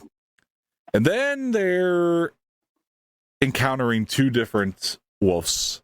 There's a lot of wolves here with the hanging bodies, which was right out of the game. But then there's two different ones that this two wolf situation deviates from the game a little bit, but it also gives us something fantastic from the game, which is Ellie's stealth kill. Because she sneaks up behind him to try to stealth kill him, and it's very much indicative of how she would stealth kill somebody in the game, which I thought was great. And she might not be taking out wolves left and right, but again, that grounded realism that the show brings, and that's the extra element of Craig Maizin to this, where he's also... And all of her training in Taekwondo is paying off because of the way that she grappled him in the floor. And that's the brilliant thing of the show setting that part up early too, which is fantastic, and we're seeing it put into play here. And then there's that other wolf that comes up, and Dina just shoots him right in the head. I'm like, oh my gosh, shit's getting real. And then Ellie just like her stealth kills in the game, sticks the knife in the dude's neck and pulls it out. I was like, oh my gosh, we are in The Last of Us now. Like, this is The Last of Us. And they're running, and then they run into a train station, and they end up in this spot where, again, like I said, they did bring the counting back.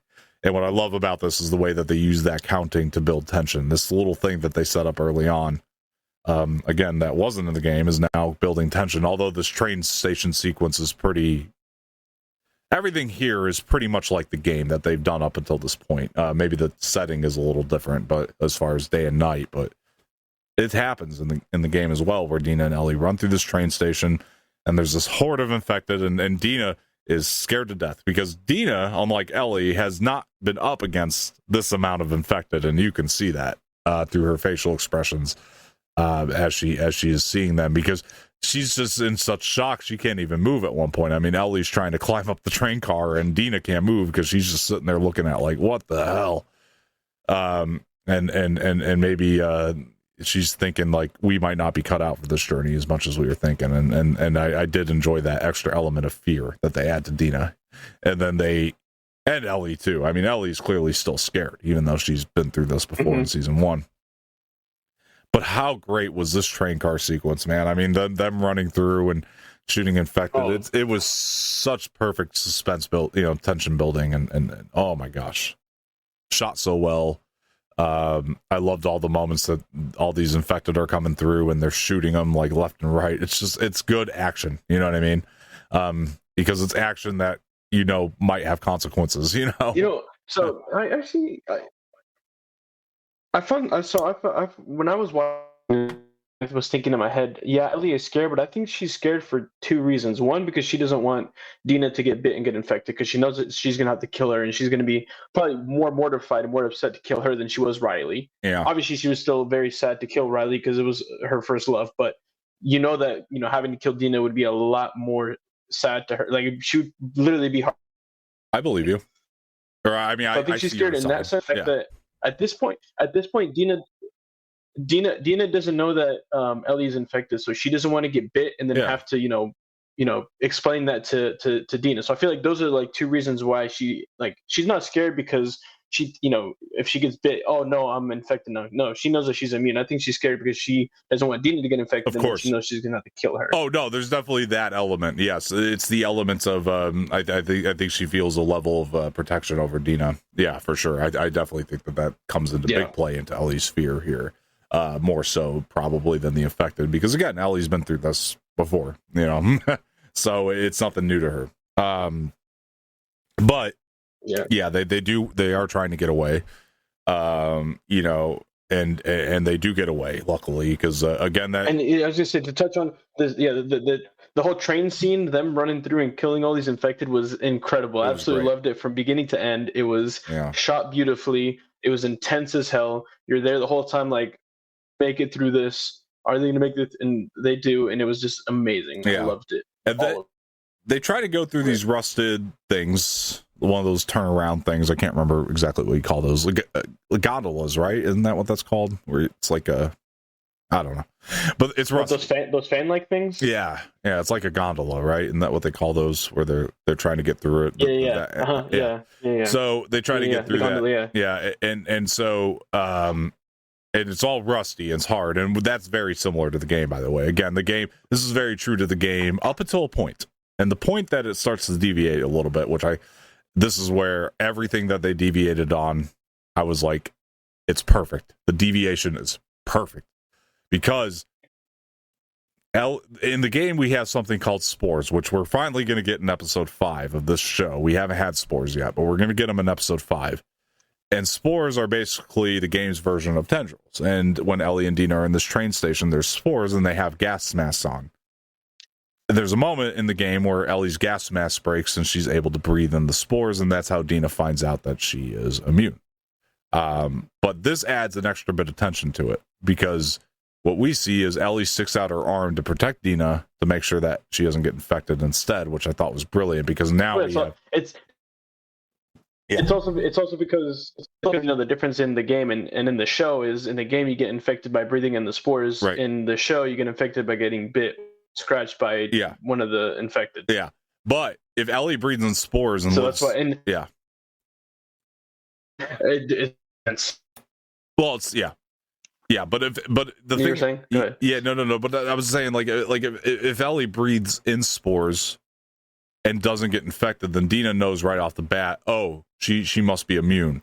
But by adding this like bit in the arm, now Ellie has time, I think, to process the infection. So Dina thinks that she immediately has to shoot Ellie in the head, right, to kill her. Right. Yeah. And so she has to think of a way to to make it last longer, so that it gives more time to explain to Dina her situation. Yeah. And it really adds this once they get into the theater, which is just like the game. They do run into the theater after the train station, just like the game. That's where they end up finding their base, their home base, their hideout is this theater that they find. But they end up sitting in there, and this extra added dialogue of Ellie trying to convince Dina not to shoot her. Oh my God, the tension right there was incredible. Even though I know it's not going to get shot, but it was still good tension for people that haven't played the game. And something new again, and it was just perfect. And then Ellie, going to sleep, and I thought it was such a great moment of levity when the water fell on her face, and she's wiping it off, and she's like, no, it's just water. I'm not infected. I'm not turning into one of them. Really hilarious. But also the fact that there's this like sense of wonder that they've created now. It's very Spielberg, this moment, like where she's showing her the bite, and Dina's coming up with the light, and then. Mm-hmm. And then Dina says, I'm pregnant, which also happens in the game. As soon as Ellie tells Dina that she's infected, Dina says, I'm pregnant, which was a huge shock for non-game players, I'm sure. But also... you mean immune, not infected? Right. Sorry. She says she's immune, and Dina says, I'm pregnant, which is also like the game. Yeah. But they didn't add that sense of wonder. There wasn't this extra tension to it. So it's more brilliant in the show immediately because of that. And this, just even the way that Isabela was lifting the lantern to see Ellie's bite was there was all this like sense of wonder to it again. And they made it feel very special. And then I'm pregnant, then the dropping of the lantern. And then I'm like, oh, that's where they hook up here. This is how it's going to happen. And then I told myself it's perfect. Everything beforehand is now making sense. The way they went about telling this story, and it's not just perfect, it's better. I'll tell you right now, and it was such a great moment, and waking up in the morning, you feel the love between these two, this exchange. I have gone back to watch just the exchange of them talking in the morning multiple times because of how great the writing is and how much I love this relationship. It's seriously, I don't know, I want to say one of my favorite on-screen relationships is Dina and Ellie. No,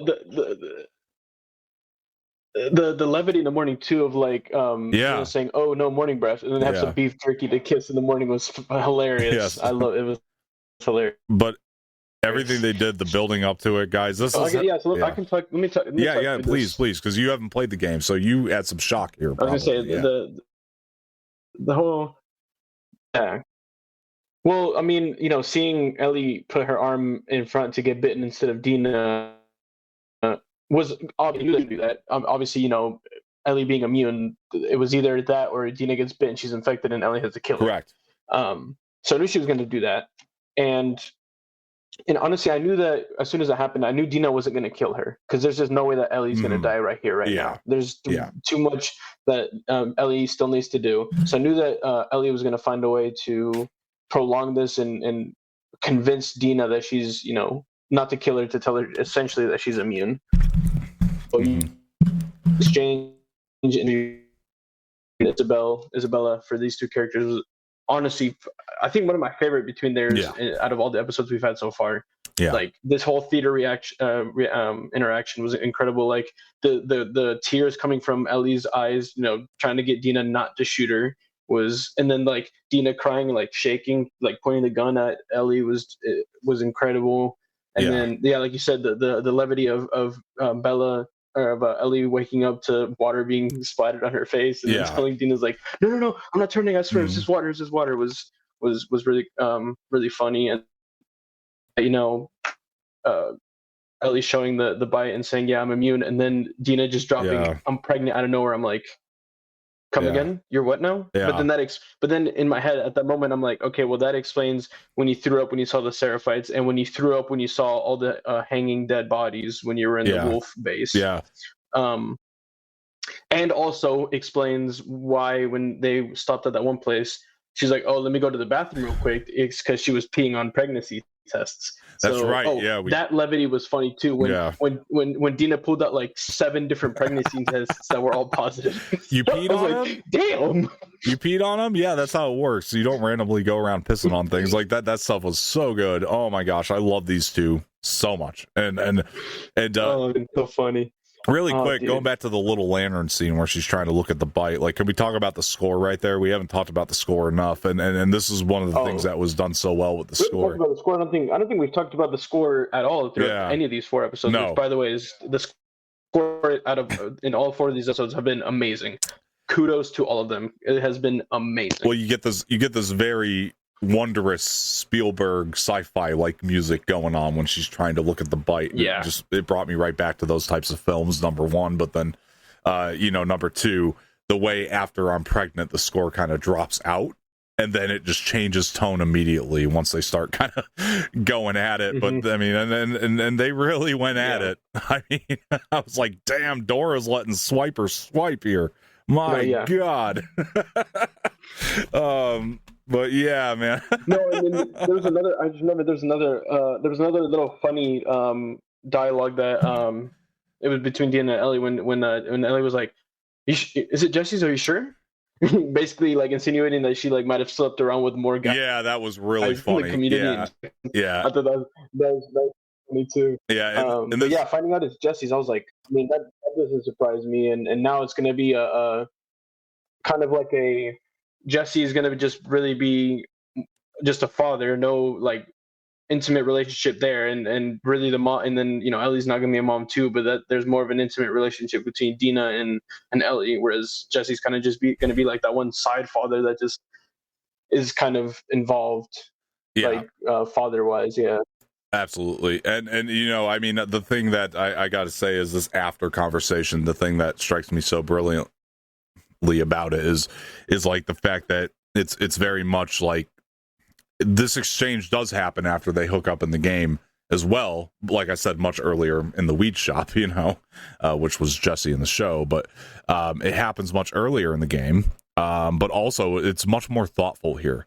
Like I enjoy the fact that like it's this thing of like I liked her talking about Jesse and how she feels about Jesse, right? Like giving that, I think Jesse's a really good guy, you know what I mean? And it's not that I I didn't want to try with him. I did, but it's just not me. I need to be me, and I got stuck from an early age, and it's giving Dina a lot more character development.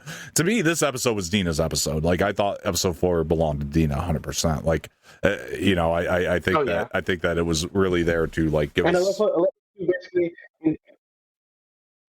when she said that she, wasn't really her with Jesse, basically saying that she feels like she can be her with Ellie was just amazing. Yeah, it was great. Yeah. I loved that. You could basically tell that from her saying, and I love too that like you said that she said that she thinks that Jesse is a good guy, and that she basically insinuating that he's going to be a good father, but that relationship wise and intimacy wise, it just didn't work out. I think they tried probably like 3 or 4 times, and it just didn't work out every time. Yeah. Ellie feels something that can actually work, and that it's actually something intimate and romantic. It's kind of in a subtle way too, letting the audience know, hey, Jesse's part isn't done. Like, we want you to like Jesse too. We know you like Dina, and if Dina thinks Jesse's a good guy, you should too. Yeah. She's kind of giving the audience permission to approve of Jesse now as well. So like, it's kind of this thing of Jesse's coming back around. Don't dismiss Jesse yet. We know he didn't come out and help them. I'm in love with Jesse's girl. Yeah, exactly. But don't dismiss Jesse yet. Like, he's got a part to play still in this story, and I enjoyed that too. But then, one of the things that made me very excited is over the radio we get this little thing of they hear Nora's name, and then they're like, "Oh, Nora's gonna know where Abby is." Well, let's go out and see what kind of chaos is going on. And then they go out and they see the chaos that's going on. And very, very much deviation from the game is that Dina is going to go with Ellie to try to track down Nora, as opposed to in the game, Dina stays behind when Ellie goes to try to track down Nora. But so this is something else that they set up when Dina said we're going together. That was not how it went in the game, because in the game, this is another deviation, probably the last one I'll talk about today, is the fact that in the game, when Dina tells Dina tells Ellie that she's pregnant, Ellie gets very mad at Dina, and so there's a tension there in that way in the game, and Dina stays behind when Ellie goes to try to find Nora. I mean, they make up pretty quick. It's a very quick, thing, but yeah, I liked how they did this much better, and now we're gonna have Dina go with Ellie, which is great for me because I'm loving the character of Dina and I want more of her, and I'm glad that we're getting. I was gonna say, and I love how Ellie gave Dina the option to stay or go with her, and then Dina's like, "No, I'm you and me together." Yeah. It's like you could tell that like they just have this genuine connection together, and that they care about each other's opinions. Yeah. And it's just great. Honestly, it was amazing. The ending dialogue was amazing between Ellie and Dina. I loved it absolutely 100%. This episode is a masterclass in writing a love story, folks. And this is how you build to it. This is how you make it work, and they did it so well. And this is how you build a Gen Z love story. For sure. They did it very, very well, and better than a lot of other things I've seen, for sure. And so they did it a great job. Yeah, facts. And yes, I can't wait to see more of these two characters working out. Now, I do think it's going to be, I don't know, I'll just say it this way. Whether Dina stays with Ellie along the way, I'm not sure. But I can tell you that the fact that she wanted to go with her to find Nora is a different thing. There is a little bit of a deviation there. The fact that they are going to at least start to go together, whether it ends up that way or not, I don't know. We'll see, man. But what I do love is you're seeing this like battle going on in Seattle now. And the tone of the ending of this episode is kind of telling you just from the tone alone.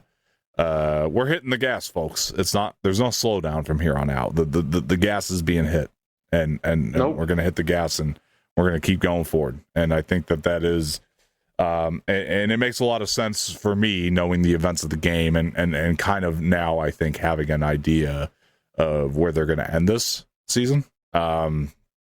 I really do think I have it pretty well mapped out in my mind. And what I've actually been doing is I've been playing the game a little bit ahead of them, just to try to figure out where they're going next, which has always been fun every week for me to do. which I have done with this episode already, no exception. Even though I played the game before, it's always nice to have that little bit of refresher. And I think I do have the rest of the season mapped out in my mind and where it's going to go. So I think that they've set it up perfectly for these final 3 episodes. But yeah, man, what are you thinking? What do you think is going to happen in these final 3? What do you think we're getting? Where do you think it's going? Oh man. I mean, I don't want to say that Ellie finds Abby and kills her yet. I don't know like exactly when that happens. I don't know if that's going to be a season 3 thing. But if it happens in this season, I wouldn't be mad if Abby's finally gone because, you know, actions have consequences. Yeah. I also don't think we'll see them back in Jackson in this season either. I think they'll still be out here in Seattle for sure. We probably won't see them back in Jackson until season 3 for sure. Yeah. Also, depending on how long Dina is in the pregnancy, we might see a baby soon. Who knows? Because you know, babies, they come after 9 months, and I don't know how long, how far Dina is with this pregnancy. She could already be like 4 or 5 months in. So depending on how far we jump forward in these next 3 episodes, who knows? We could be seeing an unexpected pregnancy happen, you know, while they're still here in Seattle. So have to try and find a way to deliver the baby. So that's a possibility. More stuff with the Seraphites, I'm going to assume, between them and the Wolves for sure. Maybe more from Will, because I'd love to see from him. Maybe Ellie and Dina, you know, along the way find some help to, you know, fight Abby and the Wolves for sure. I could see that happening. That's on. If I'm, maybe we'll see some stuff from Jackson with, you know, how, because we actually did see, you know, the progression that Tommy and them have been doing with rebuilding Jackson. Yeah. And after the Battle of Jackson. Yeah. So, you know, maybe, you know, kind of jumping back and forth between what Ellie and Dean are doing here and what me and Marie have been doing, you know, back in Jackson possibly as well. So yeah, I mean, those are just some ideas right there of what we could be seeing. To be honest. Really funny you say that, because like I could say like it's not a massive part of the game moving forward, Jackson and all that, what's going on there, but like seeing as how they built it in the show, I'm finding myself saying I do want to catch up with Jackson. I do want to know what's going on there in that town. Yeah, I do want to know the aftermath. Obviously, we don't have to focus hard on Jackson, but just kind of this has been going on, and then we can jump back to like Ellie and Dina and what's happening with, like, you know, the Wolves and the Seraphites and stuff. So I do want to follow up on it. I that's the one it's crazy to me, because it's not necessarily a big focus in the game moving forward, but for this show I would love to go back and follow up and see what's going on there, you know, like what is the aftermath of Dina. I think they've made us like they've made us too attached to this community to not want to see, you know, what's been happening since Dina and Ellie left. No, there's your spin-off show right there, Jackson, if they ever wanted to, you know. Hey, hit me up. I'll help you with that. Hit me up. For sure, man. I got some ideas. Sure. No, but I'm just really excited to see what happens in these next 3 episodes, and what to expect going further into season 3, which will be, you know, carrying on where we left off. So I'm just really excited, and I can't wait to see what's to come. I just know whatever it is, I know it's going to be amazing, because so far these 4 episodes, none of them have disappointed. So you know, it's great stuff. Yeah, man, for sure. And I think for myself, like, you know, as well as I have it mapped out, I'm still just as excited to see where they deviate. You know, what are going to be the differences moving forward as well, and how are they going to keep me as a gamer on my toes. I'm along for the ride now, man. I trust in Craig and Neil so much right now. I'm just like, I'm along for the ride. And whatever they decide to do, man, I'm with it at this point. Like they just haven't disappointed with the setup of this thing. And now that we're at the point of no return, where we're just going to hit the gas and keep going, which we should be anyway, based on the tone of the last episode. And I think where I think it's going anyway, we should be hitting the gas and just moving forward, and I'm along for the ride. Whatever they want to do, I'm with it. So, but the question is for you guys out there, How do you feel about The Last of Us Season 2 so far? Are you as optimistic about it as we are? I know the season has caused some controversy out there, and the game did as well, you know, and so it's going to be really interesting to hear everybody's take on it. But you know, let us know why or why not. You know, why do you like it? Why don't you? You know, whatever the case may be. Are you in the middle on it? That's possible too.